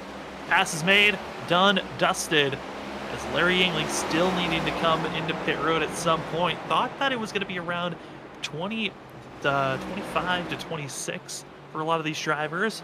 Larry Yingling did top off on the last caution, but maybe he's feeling like he could stretch it out and banking on a yellow flag potentially. Is the 67 who needs that little bit more of spacing, but he is getting ran over by Christopher Norris, who's trying to defend himself as he has Zach Hall right behind, and Christopher Norris running a little bit mad. Got a black flag under his green flag pit stop. Trevor, and I'm still trying to figure out what exactly the black flag was for, but it was a 40-second hold, and now Christopher Norris 2 laps down. Yeah, and I mean, typically the 40-second hold would be speeding on pit road, but Sam, you and I both looked at that and couldn't really find where the 38 sped down pit road, so just an unfortunate error there for Christopher Norris. Going to take him out of a top 5 that he was looking to have here tonight and put him deep into the field unless he can get a couple of cautions and get back on the lead lap. And those cautions need to be piling in now as Norris will be all the way back in 14th place. Adding with Norris 2 laps down is Rich Jamison, as well as going to be Bob Skinner. And then behind them going to be James Ackworth Jr. and Tom Sinchek. More than 2 laps down are the both of them. We've lost 2 drivers so far throughout this race. It's going to be Mark Morales and Tyler Dangler, but Larry Yingling leading this charge, and the battle for third is about to get very interesting because it's Aaron Kralik and Brian Johnson. Can Johnson make these passes efficiently and quick? Because currently he's about a half second faster than the 2 drivers ahead of him. Yeah, a half second quicker, and needs to try to get by this 01 here of Aaron Kralik and close in to Justin Lewis, as Justin's kind of pulled about a half a second to a second ahead of Aaron Kralik, and both of them still waiting for the 67 of Larry Yingling to make his pit stop. But you know, if Brian struggles to get around Aaron and Justin, this could be what Vincent Sora needs to close this gap that he had previously to Brian Johnson before those pit stops. And this is going to be a massive thing for seeing Brian Johnson, because this is the first time we're seeing him in traffic. He's been the leader and dominant, and just Aaron Kralik, one slip up, backs out of it and says, go on ahead. And no surprise with that move, mainly because Aaron Kralik and Brian Johnson, teammates with one another, and Kralik running his own race, recognizing it's more of a net gain than use up those tires, trying to hold up the fastest car. Tonight, it's Justin Lewis, who's doing kind of a one-off race here tonight. Will he feel a little bit more urgency to hold off the champ of that of Brian B. Johnson? Or will he just let on by as there's the loose, there's the mistake, and Brian Johnson with ease to the inside? Yeah, just not much of a fight there. The 20 lap or so difference in tires right there, 23 lap difference in tires really just showing as Brian looks really comfortable on corner exit. Justin a little bit loose there, just gives that spot up to the 28 machine, and now this will essentially make Brian Johnson the default leader once Larry Yingling finally makes that final pit stop. Set up, move over. It's Brian B. Johnson wanting to take back the crown of the most winningest driver in WSSR history. Vincent Sora had it for a quick little period after Twin Ring Motegi about a month ago at the start of April. And then Brian B. Johnson tied it back up at Pocono on the 8th of April. And on the 29th, April almost done and dusted, Brian B. Johnson trying to take back the crown of most winningest driver in this series, and also trying to go for another win this season where really it's looked like all that of Vincent Sora. Brian B. Johnson trying to get his 3rd win of the season. They're trying to get that 3rd win and build a little bit of momentum going into this chase style format. So this would be a huge, I think, for Brian and his confidence going into these playoffs here. As you can see in the background, Vincent Sora able to get around the 01 of Aaron Kralik and move himself up. But Sam, looking at the gap here, I believe he's going to be that of about 3 seconds behind Brian Johnson as he makes these passes. And if you're wondering what is the speed difference between old tires versus new, Brian B. Johnson, when he came into pit road, he was a lap down. He had to pass Larry Yingling and then get himself in a position to try to catch up to our leader. And you can just see the numbers there. It is incredibly faster is Brian compared to Larry, who also is dealing with some lap traffic that's enhancing this gap to be just dwindling away every single lap that goes on by, but also the almost 120 lap fresher tires to Brian. It is certainly showing right now. Yeah, I'm surprised at how long Larry's been able to run. I mean, even coming in and topping off on lap 6 like he did, he's still out there, here about 143 laps later for that 67 machine. So, and still, Sam, I mean, he's running about the same lap times as that of what Brian and Vincent were running toward the end of their run before they made their pit stop. So Larry has the long run pace, just on a very odd strategy, maybe still hoping for that caution to get himself a little bit of track position here today. I think Corey Ennis is going to be our control vehicle, letting us know the limit, as Corey only goes 150 laps for the 7, and he never pitted at our lap 1 caution.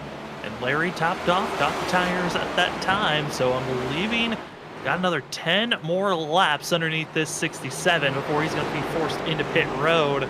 But Brian might make the pass before that pit stop's even made, as Larry again banking on a caution right now.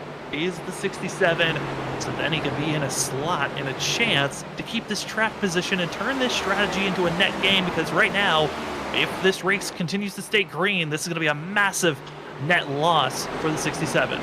Yeah, was running just inside the top 10 before these green flag pit stops, so not a terrible strategy to make, or not a terrible strategy call to make for that 67 machine. As you can see, Brian Johnson able to get around the 23 of James Hackworth Jr. He's going to be right there on the rear bumper of Larry, and Larry's just going to go ahead and call it right there. Hey, I got caught.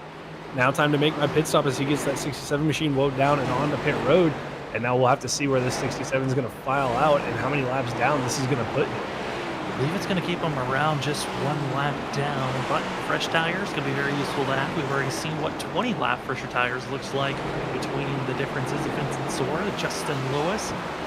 As Lewis and Kralik, their saga continues on, as Zach Hall has gotten by Cedric Hunter and Christopher Norris just wooing and pushing along the 42 machine, as these drivers in the final 45 laps here tonight.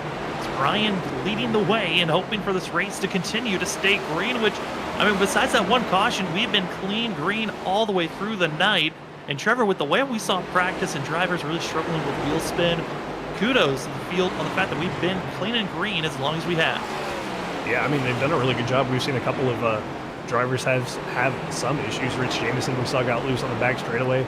We saw Cogswell go to the inside wall on the front stretch and make contact with that inside wall. But I mean, he's done a great job to recover back up to 10th position. We've seen Aaron Kralik do it. Corey Ennis, when we were doing our field run through, went and visited Victory Circle there for a little bit, as he had a little bit of an excursion. But everybody else, from what we saw in practice, I'm surprised, Sam, we haven't seen more drivers have those kind of issues. Well, let's see if this is going to stir up any drama. Zach Hall has caught up to the slower vehicles of Kralik and Lewis. Kralik's going to defend the inside lane, going to force Zach Hall to go through the outside, and he has already passed and made the move. Christopher Norris, though, he's going to have to try to make the pass on the outside lane. And with how much looseness there is on the inner groove of the 01, just no lack of grip, that's forcing him to lose all this time. And now, Justin Lewis, the next sitting duck for the 42, to try to take the grasp of 3rd place. It's going to make Justin feel a little bit better, though, here. I mean, put 2 cars in between him and Aaron, build a little bit of a gap to that 01 before he gets past here, and that battle ensues again between those 2 drivers, as they, again, still have yet to be separated all race long from one another. But right here with that of Zach Hall, Christopher Norris going to the inside of the 07, that's going to bring that 01 back up. Ooh, it looks like Kralik might have got the wall out of 4 just a little bit, but that should allow him to close back up on this 07 of Justin Lewis. Not for long, because Kralik now under pressure from other drivers that have fresh rubber. That's going to be seeing Cedric Hunter as well as Corey Ennis. And Larry Yangling right underneath the 01 as he falls backwards. Zach Hall trying to close in the gap to Vincent Sora, but it might be a lost cause. 40 laps to go. The difference, 5.5 seconds between 2nd and 3rd place. But here's a blowout position where we could be seeing a yellow flag come out, as it's Corey Ennis able to get by Cedric Hunter, but everyone struggling to get by the 01. As I say that, though, it's here Langling finally getting by, and Larry's looking quick, but the off strategy of being 1 lap down, he has to catch up to Jonathan Cogswell, make sure he's at least the first car 1 lap down. That he does. And Sam, I just want to say, they went 3 wide. Legitimately 3 wide through a corner with Corey Ennis, Aaron Kralik, and the 13 of Cedric Connor, and made it work. So kudos to those three for going 3 wide. I didn't think we would see that here tonight, you know, at least all the way through a corner.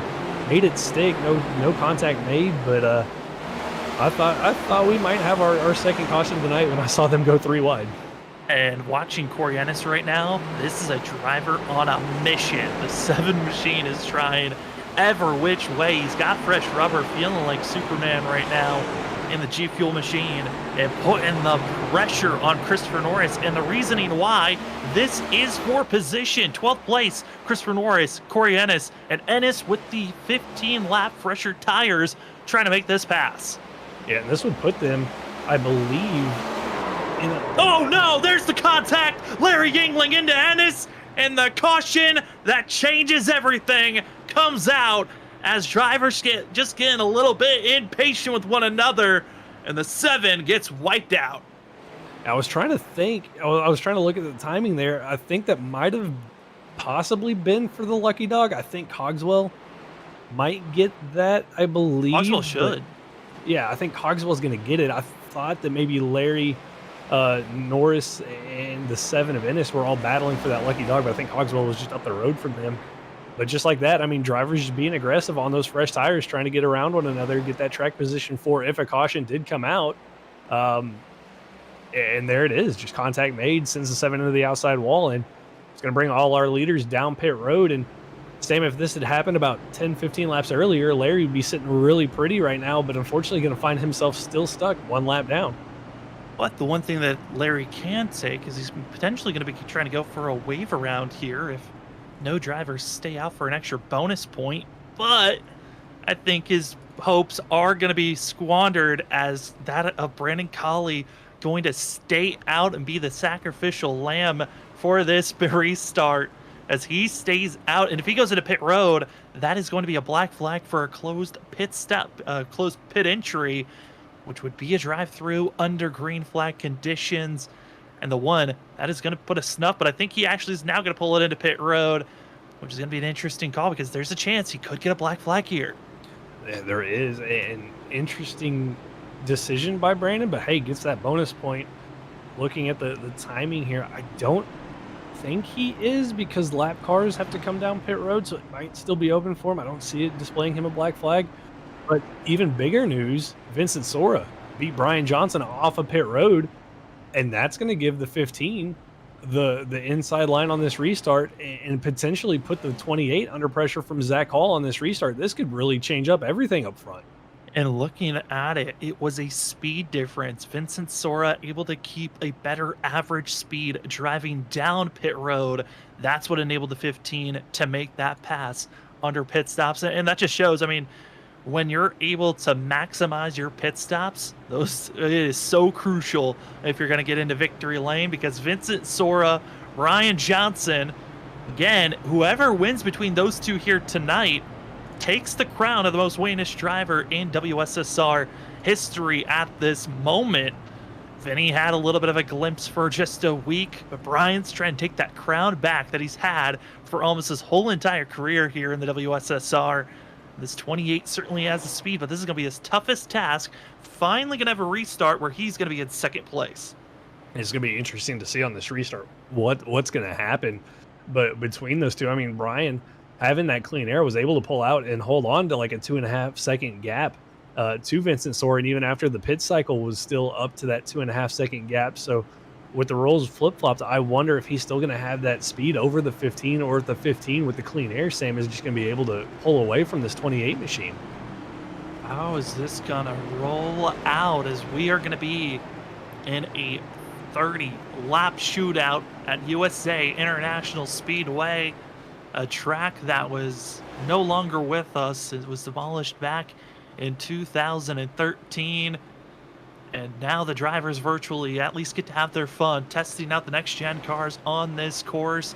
And the Trophy Smack 200 about to be finished up here. Will it be the driver who's been dominating all night long, or Brian P. Johnson, or Vincent Sora, or will we see someone else try to steal the thunder? Pace cars into pit road, into the restart zone, and we're back to green flag action for the Trophy Smack 200. Down into turn number 1, it's Vincent Sora, Brian Johnson in line, Justin Lewis held to the outside lane, where Zach Hall is hoping to clear as quickly as possible into third. And Zach Hall still not quite clear, but finally clears the 07 of Lewis. Now Lewis is going to be under pressure from Cedric Hunter, but Cedric Hunter locks the brakes and drifts up, as he's going to get passed by the 01 of Aaron Kralik. So Cedric loses a couple of positions, but now the question is going to be, can Brian run back down his teammate and Vincent Sora and get back by that 15 machine here, as Lewis has a little bit of a wiggle out of turn number 2, and that's going to bring, again, the 01 of Aaron Kralik right to his rear bumper, as those two still unseparated. Oh no, Lewis! Lewis went to the brakes a little bit too hard, downshifting a little bit too late, and around goes the 07 into the outside wall, bringing out a caution in short track racing. Cautions breeding cautions, and that aggression level is certainly there. And luckily with that caution, I believe Christopher Norris gonna get the lucky dog and should be the driver back on the lead lap.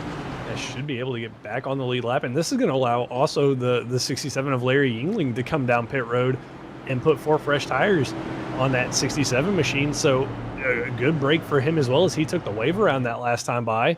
But I think Justin Lewis there, Sam, saw the 01 coming and was like, okay, I'm tired of racing with you.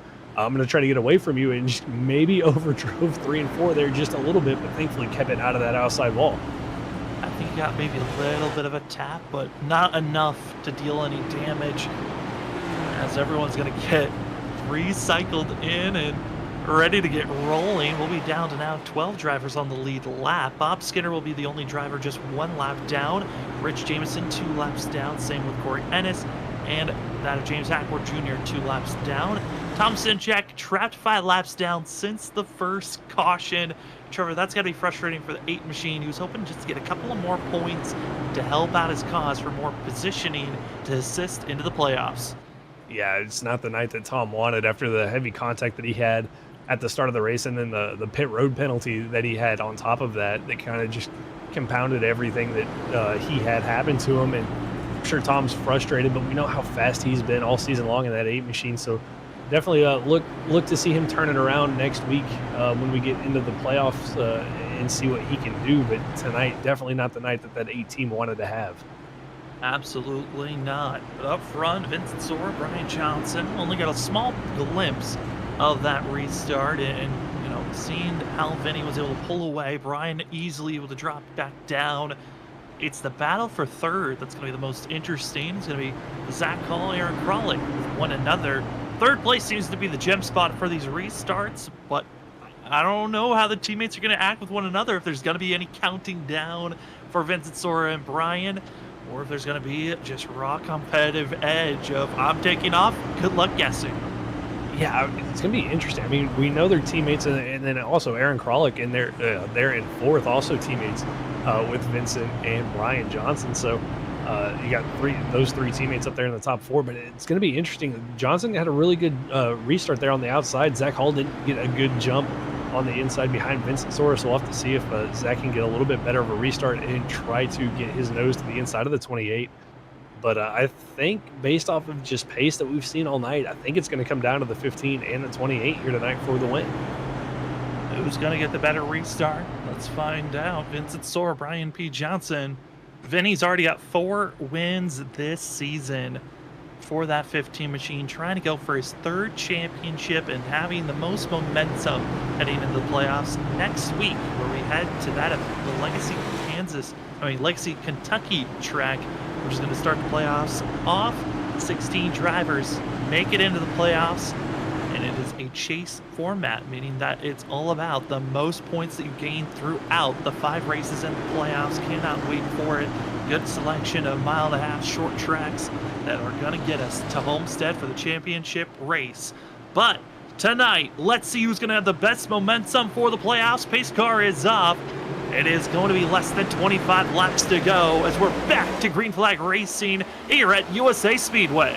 There's a better restart there from Zach Hall. He's going to try to dive it here into 1, get to the inside of Brian Johnson. And Johnson didn't quite was clear but didn't come down and cover off the 42. And now it's going to be the battle for second place. And Zach's again going to ship it down into turn number 3, completely to the inside now of Johnson. Johnson's going to try to hold on to the outside line, but just doesn't have the drive off, Sam. And this is what Vincent Sora wants to see, these two battling with one another as Zach drifts up just a little bit, almost contact made. And this could be what Johnson needs to clear the 42 finally, and does out of turn number 2.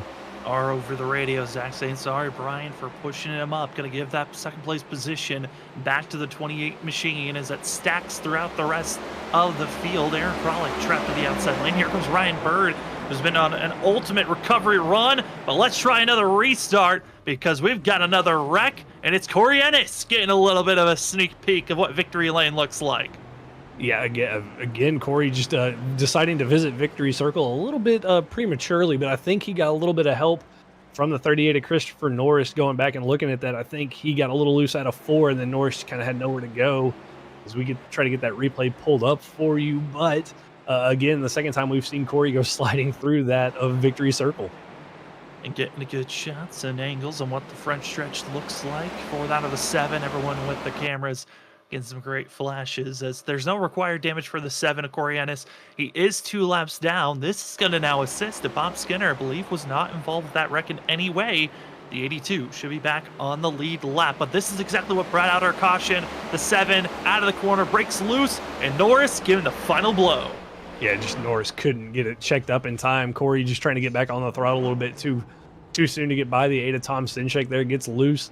And then Norris just kind of finishes him off there, sends him down to down there to the infield. But I gotta say, for Corey, good parking job there in victory lane for himself. Is a nice little photo op opportunity for all his fans, and then gets it rolling again and gets caught back up to the back of the field.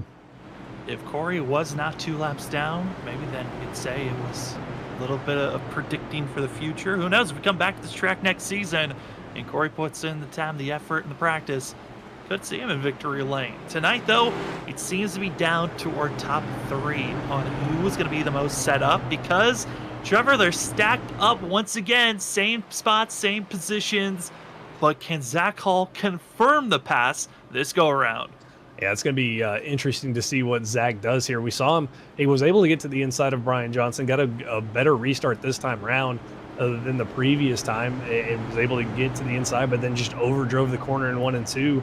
And pushed up. That allowed Johnson to clear him, but in all that battling, that allowed Vincent Sora to check out by almost a half a second to 7/10 of a second. So this time around, Johnson needs a much better restart and stay on that rear bumper of the 15, I think, if he wants any chance at getting back to that lead position.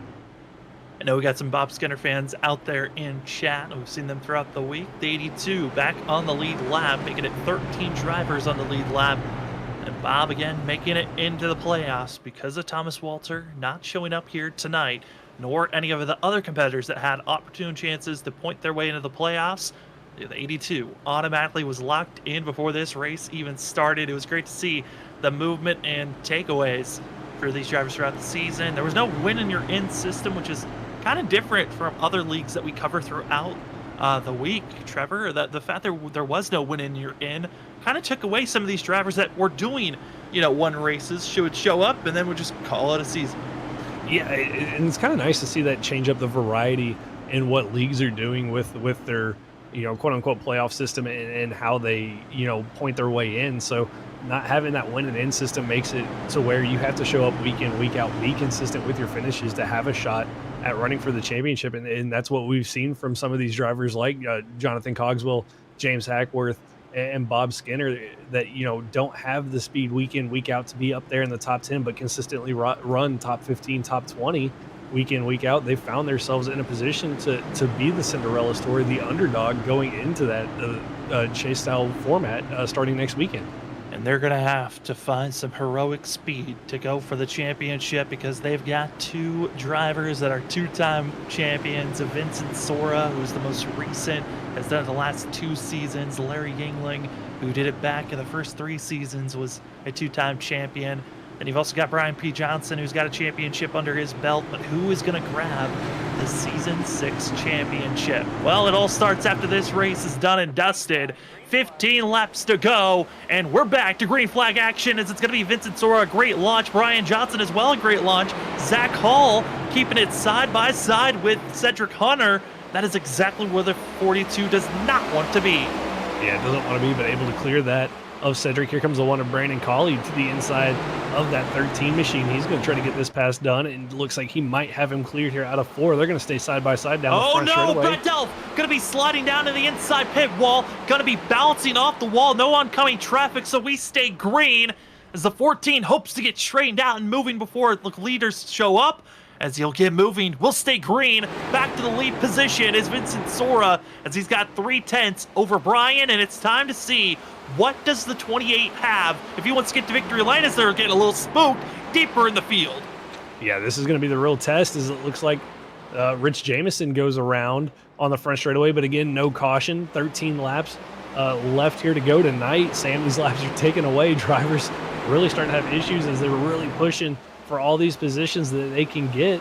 And what's going to happen up front? Is Brian going to be able to run down his teammate of Vincent Sora? Zach Hall looks strong here as he's applying a lot of pressure to the back end of that 28 machine. And this 28 machine does not look like he's got the pace. He just put down his fastest lap, but so did Vincent Sora. It was a 2/10 difference between Vincent Sora and Brian Johnson on their fastest lap the last go around. The 28 not looking as smooth, as Vincent Sora is flying right now. The only driver that has been able to crack inside of the 20s. Everyone else has put down a 20.0. And let's try another restart as Bob Skinner goes around and gives us our official yellow of the night.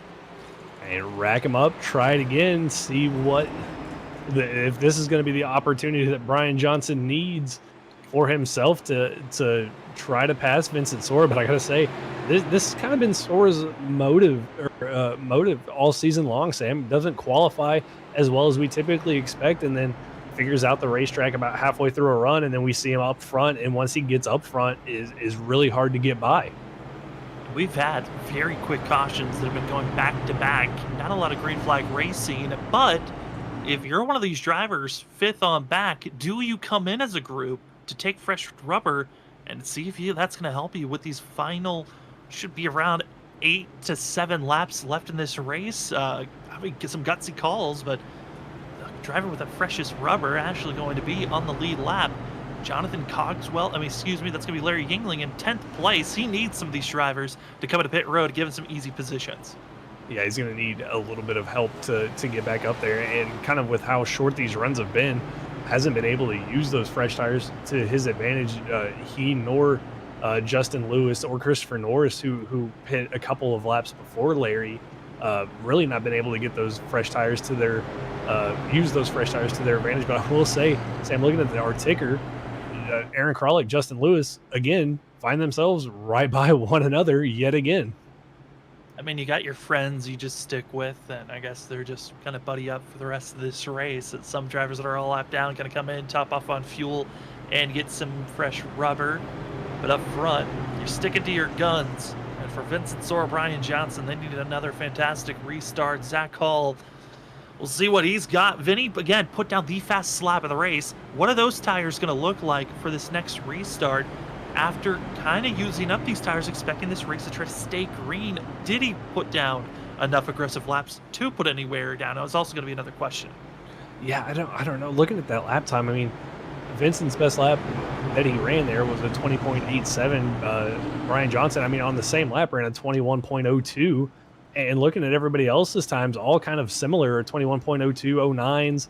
Brandon Colley, the only other driver that was able to put down a sub 21 second lap with a 21.96, so almost a 10th quicker, was Vincent Sora's fastest lap of the race compared to that of everybody, around him. And Sam, I think with that clean air and not having to check up for cars in front of him, this might be what that 15 machine needs.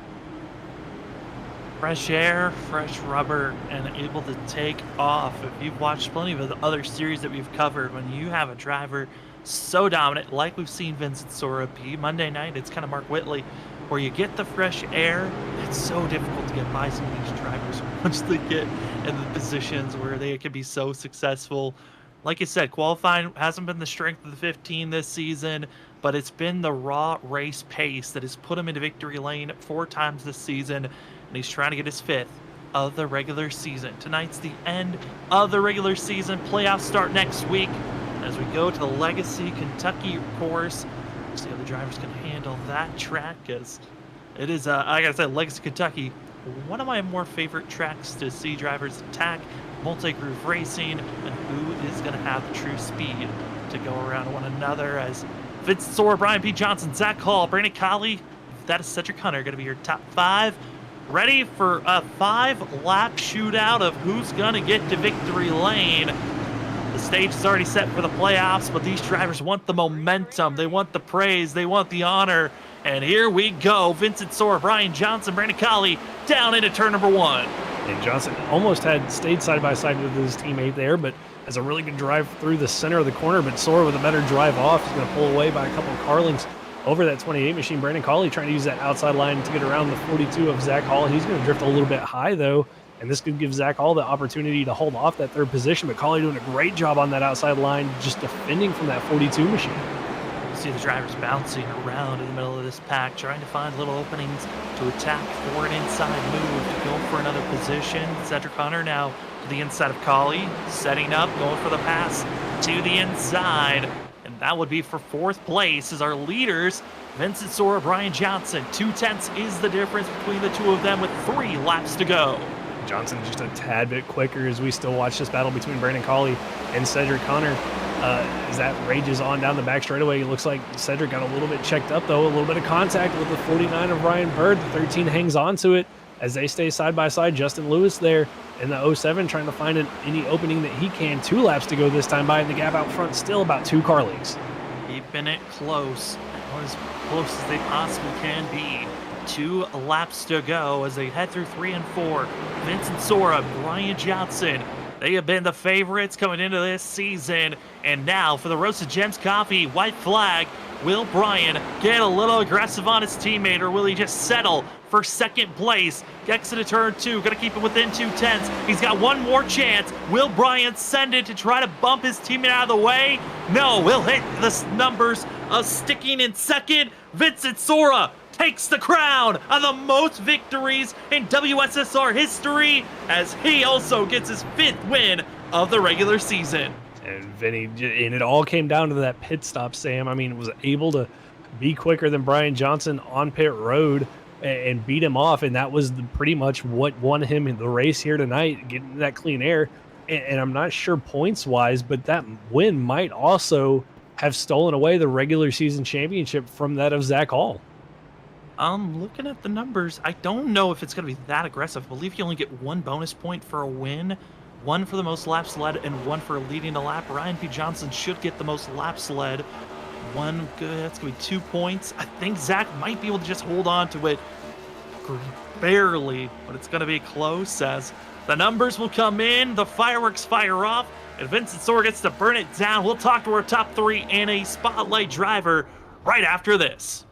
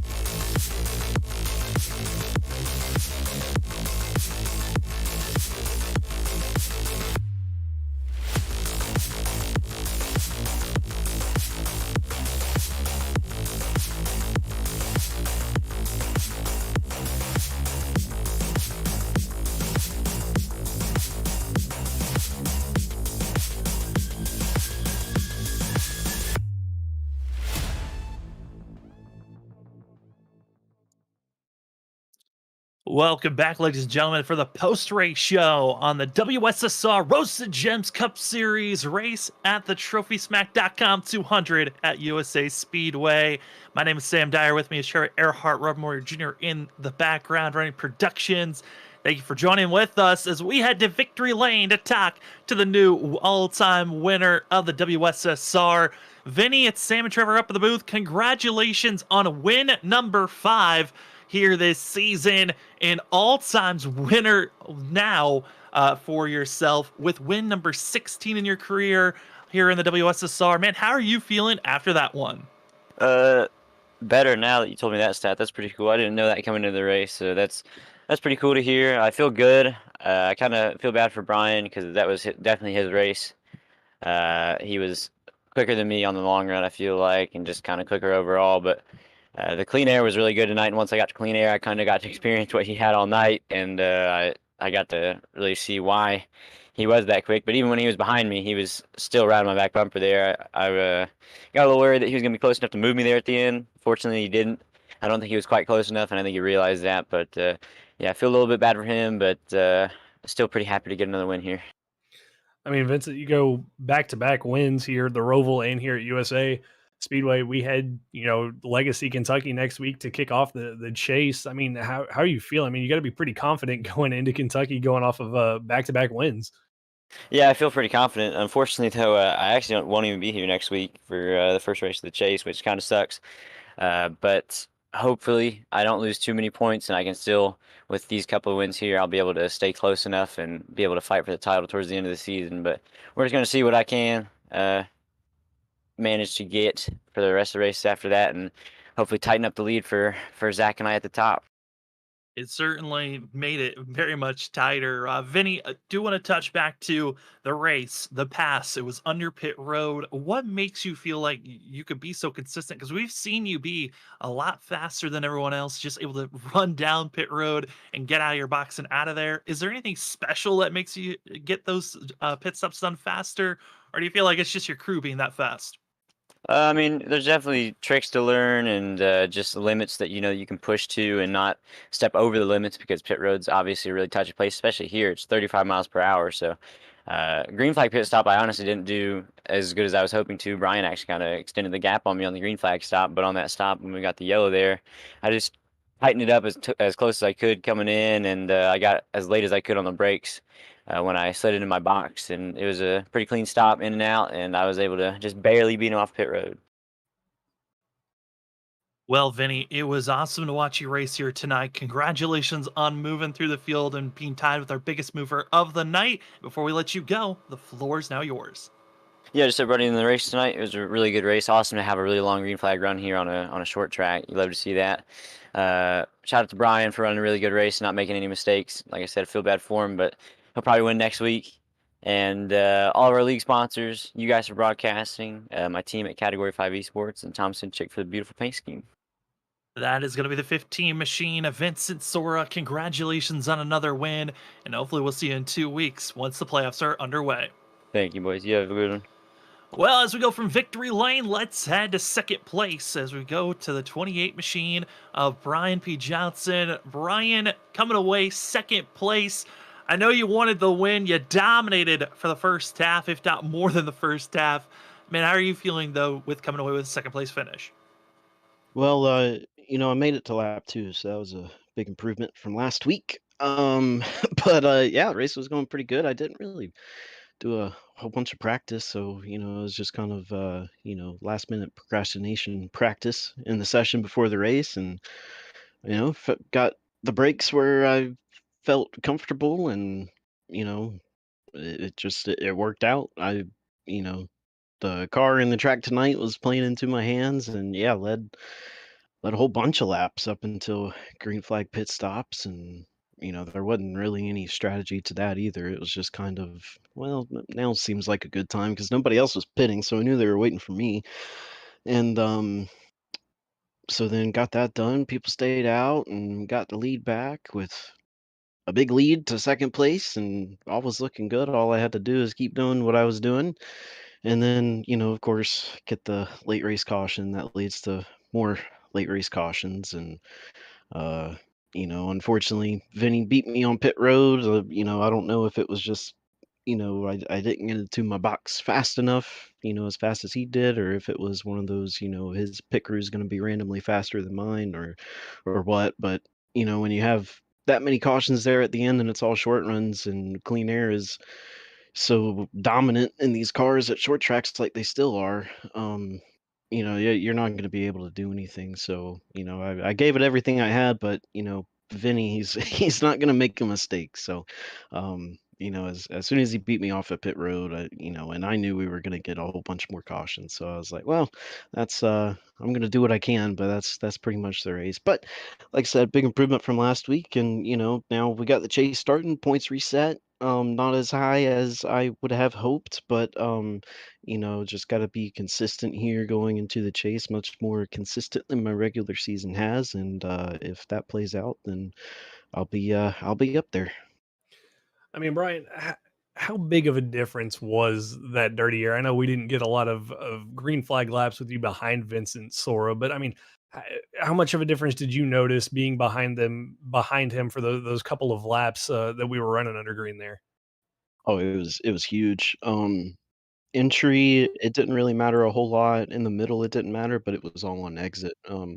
The car had no grip on exit. It was really hard to get the rear tires to grip up, just with that lack of front downforce on exit. So and that's that's the most important part of the track. He was telling me under one of those cautions there, because that was the first time he had experienced clean air. He was like, "Man, clean air is really, really nice. You can flat foot it off of the corners." And I was thinking to myself, I was like, "Yeah, I know." um, so yeah, that was the main difference, was exit. And when you have no chance to at least try to match the guy's exit that you're trying to pass at a short track, it's gonna be, he's the guy you're trying to pass is gonna have to make a mistake, and Vinny's too good for that. That he certainly is. Well, Brian, before we let you go, the floor is now yours for any shoutouts. I just got to thank you guys for putting on a great show as always, and everybody that tuned in. Hope you like the Trophy Smack 200. Um, and got to thank all the admins and the league drivers that showed up here tonight. We've had like 130, 40 some a green flag lap run. So that was pretty impressive. I'm sure that's broken a WSSR record somewhere. And then got to thank Roasted Jim's Coffee and Trophy Smack as well. Couldn't do any of this without them. They're very important, and tried to get the Trophy Smack car into victory lane at the Trophy Smack 200, but didn't quite make that happen. And then yeah, that's pretty much it. Well, that is going to be the 28 machine of Brian Johnson coming away second place here tonight. Brian, congratulations on that, and good luck with the start of the playoffs next week. Thank you, sir. Well, let's head from second place to third, where we have Zach Hall trying all of his attempts to get into second place and almost to victory lane. Zach, it's Sam and Trevor up in the booth. You come away 7 positions up from where you qualified. Certainly had to make that march early, but man, how are you feeling coming away with third? Just happy how that ended. I came in here with about a 16-point lead in the points, and I knew if I finished at least better than 11th and Vincent won, I would I'd come out of here with the regular season championship still. So I was keeping that in the back of my mind. But I mean, at points in the race, I felt like, man, maybe we had a shot at going to win this thing, but just got real tight as the race went on, as the rubber started to lay down the track. I think about lap 50 or 60 there on that longer run, I was feeling really, really good, but just didn't have the right feel there. Kind of fell off in those last 30, 40 laps of that run before we make green flag stops, which I never thought we'd have green flag stops here. So that was kind of mind blowing, and my legs are personally worn out from all the hard braking we had to do here. I mean, Zach, you're up 7 spots from where you qualified tonight. I mean, we heard from Brian that in dirty air the car was just really tight and he couldn't get it to get off the corner. I mean, you had to pass some cars to get up to third. I mean, what was your take on getting through the field to here tonight? I got kind of lucky at the beginning. Of course, I missed that big wreck. I qualified terrible. I was really hoping to go for the pole tonight just to get that advantage getting out front early, but just completely ruined my qualifying lap. So I had to start back there and miss that wreck, and that really gave me the huge advantage to be able to go through through that incident and get to up in the top 5. And then from there, just slowly, methodically, just kind of battling with guys. I let Vincent go by me one time. Then he let me back go after that. So, I mean, it was very tough to pass. I feel like you had to get the bumper out if you really, really wanted to get somebody, if they wanted to be that tough on you, or they had to be struggling major. So it was definitely tough, and being behind someone made that factor even bigger. Well, Zach, based off where you finished and the way the points are rattling off, you should be the points leader go after the regular season and heading into the playoffs. How does that make you feel confidence-wise, knowing that we're going to a chase format of the playoffs where it's all about the building up all those points in those 5 races instead of a bracket format that other leagues do? So where is your confidence level heading into Kentucky next week? Personally, just kind of need to keep doing the same things, and I think my confidence will stay high. So I like Kentucky going into there next week. I actually really like the legacy version of that track. Like, I'm kind of glad we're going back there because I feel like that one suits me so much more than the other one. So I'm excited to get there and get it all kicked off and have the points lead heading into it. And I know Vincent, he's going to have to miss next week with prom. So that's unfortunate for him because I want to beat him for the championship. And with him missing it, I mean, he's pretty much out of it with how many points he'll lose in all of that deal. So I got to focus on pretty much the guys from there on back: Cedric, Brandon, Brian, Tom, Larry. I mean, I got a tough group of guys that are about 6 of them right behind me that if I'm not, on my A game each week and I have big mistakes that take me out of those consistent point finishes, then I could really lose that confidence. But we're going to try to continue to carry it on, and I think the consistency is what could propel me to that first championship. Well, Zach, we can't wait to see how you're going to perform next week. And before we let you go, the floor is now yours for any shout-outs. First shout out to TrophySmack.com. Make sure y'all go check that out, folks. It was Trophy Smack 200 here tonight, and it would have been cool if Brian would have got the win. He dominated for so long there. I thought it was be one of those, written scripts where the Trophy Smack car gets the win in the Trophy Smack 200. But still, nonetheless, shout out to them. Use code WSSR Cup there for 10% off at TrophySmack.com. I can't wait to get my regular season title award, which is the Wall Smack. So I'll be getting that here made soon and putting that up on the wall. So thank you to them. Thank you also to Roasted Gems Coffee, our title sponsor for all they do. Use code WSSR there at roastedgems.com to get 5% off. And then last but not least, shout out to you guys up in the booth. Thank you for all the work y'all do, and glad that the live streams and everything went good tonight. So shout out to mainly Robert there for getting that all fixed up and getting it ready to go. Well, thank you, Zach, for giving us a show here tonight for us to cover, and good luck next week with the start of the playoffs. Thanks, guys.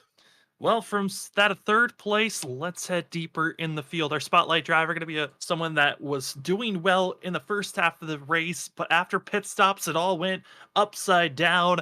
We got the 38 of Christopher Norris, who finished this race in 13th position. Christopher, I know you got some time to try to settle in. I know you're not happy with the finish of tonight, but man, how are you feeling after the way that you performed, at least in the first half of this race? Yeah, I just want to start off by saying a huge apology to Larry, and I accidentally gave Larry the bumper in the last lap and ruined his chance at a top 10, I believe. But I mean, it felt pretty great. I mean, the car was great. I had some pretty good speed after dodging the lap 5 wreck and was able to move on pretty good. The lap times were consistent compared to others. I know I bumped my right front off a little bit, I think. The rear end was about the same as everyone else, but overall I felt pretty good into those first about 70-80 laps. Norris, I mean, we got a huge shout out to the consistency that you've shown all season long and the improvements you made as a driver. I mean, we head into the chase next week at Kentucky. I mean, how you feeling about your chances of kind of being a dark horse contender here for a championship? Honestly, with my skill level compared to these guys, and I'm still learning a lot, I don't think I have a chance at something like a championship. It would be cool to be up there like a top 5 in points, but I'm just happy to settle with a top 10, top 8 in points, and I'm glad we move on with that. Well, I mean, speaking of top 8, that's exactly where you're going to be after the regular season is done. 8th in points after all the races that you've shown up for. You've been to all 11 of them. And Norris, I mean, what are you expecting going into next week? It's Kentucky, Legacy Kentucky. Have you ever raced that track? And what are your hopes into the next couple of races? Well, the only time I've raced Kentucky was actually in the newer version with the repave. So I've never really done that great there. I've done some other races there at least one time in the Cup car about a year ago. So I mean, some things have changed. I was all right, but I don't think I have a chance of being a top 5. You never know. But I'm glad to see we have at least 2 short tracks in the midst. So I'm hoping I can get some top 5s there possibly, since that seems to be my biggest, I guess you can say biggest accomplishment in the series is my luck in road courses and short tracks. Certainly have shown a lot of skill at those courses. Well, Norris, before we let you go, the floor is now yours. And to anyone you want to shout out. Thank you. Of course, Lids, main sponsor in the car in this series, and others. You guys, of course, for the amazing show. I'm glad you guys are back. Roasted Gems for being the primary sponsor, as well as Trophy Smack. And of course, my family, of course, for letting me yell and scream at myself when I'm racing and not not bothering me about it. Well, that is going to be a 38 machine of Christopher Norris. Again, not the finish that he wanted, but showed improvements that makes us excited for the playoffs. Congratulations, Norris, on surviving and making the playoffs. Good luck next week. Thank you. As we go from interviews, let's go take a look at our unofficial results of tonight's race. Certainly was a good one, as Trophy Smack 200 gave us a fantastic show. Looked like it was all the Brian P. Johnson, and the Trophy Smack machine was going to get into victory lane, but it was not the case.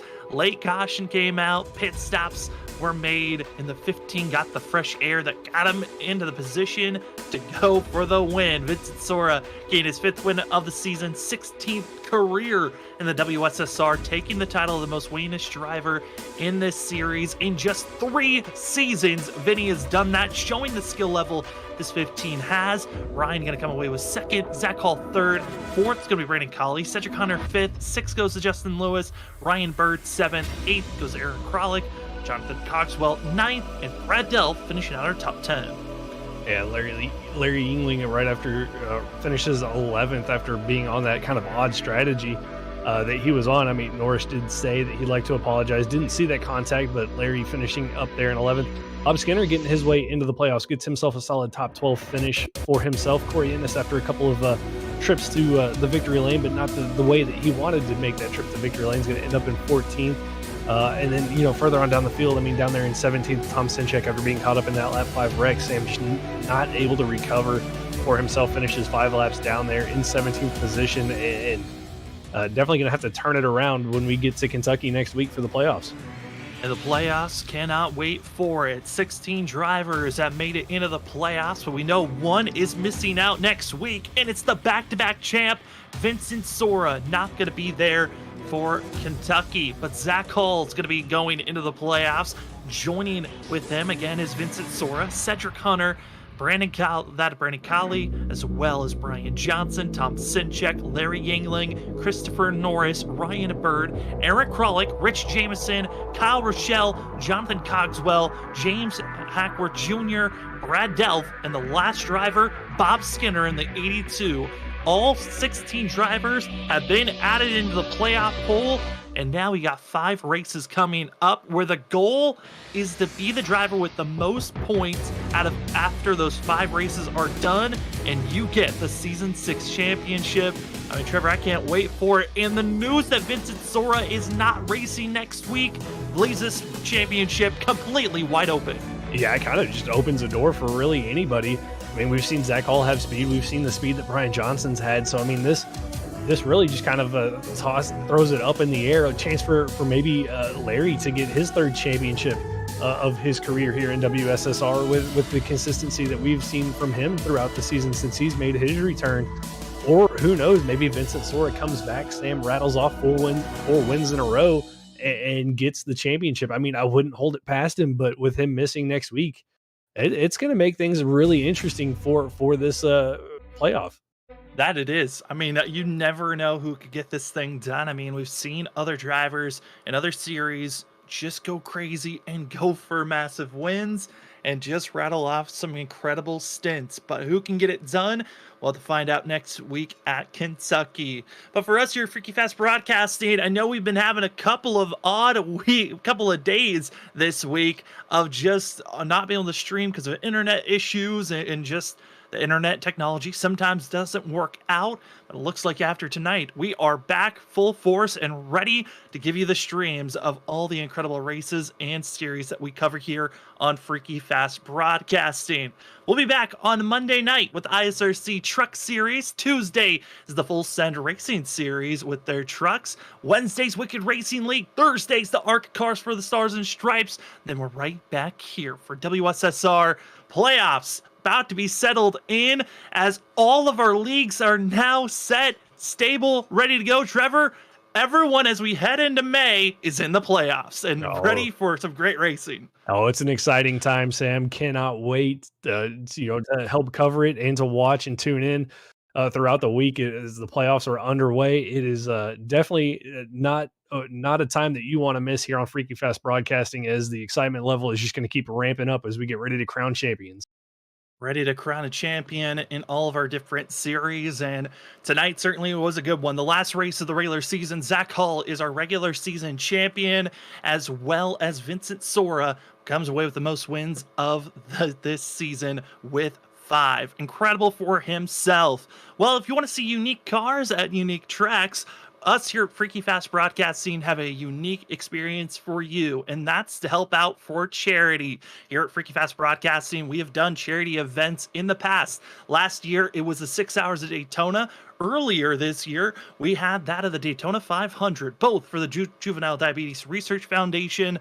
But this June 10th, we're going to be having another charity race for a different charity. It is the Gamer Outreach that we are partnering up with to put on our own World 600. It is the Gamers Outreach 600, taking the Gen 4 Cup cars, high horsepowers, high engines, and high throttle. Cannot wait for it as we go to Charlotte for 600 miles, 400 laps. It will all be covered here on Freaky Fast Broadcasting for a great cause. Donations, if you'd like to donate or race in the event, go on over to our community Discord channel. They'll be linked in our chat where you can go press, go interact, and you can go find the details of our charity event, which I'm so excited for, Trevor. I know you're going to be racing in it, and June 10th can't come soon enough.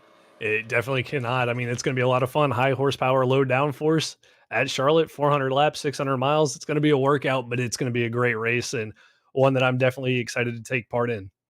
Can't wait for it. But for tonight, we are done and dusted at USA International Speedway.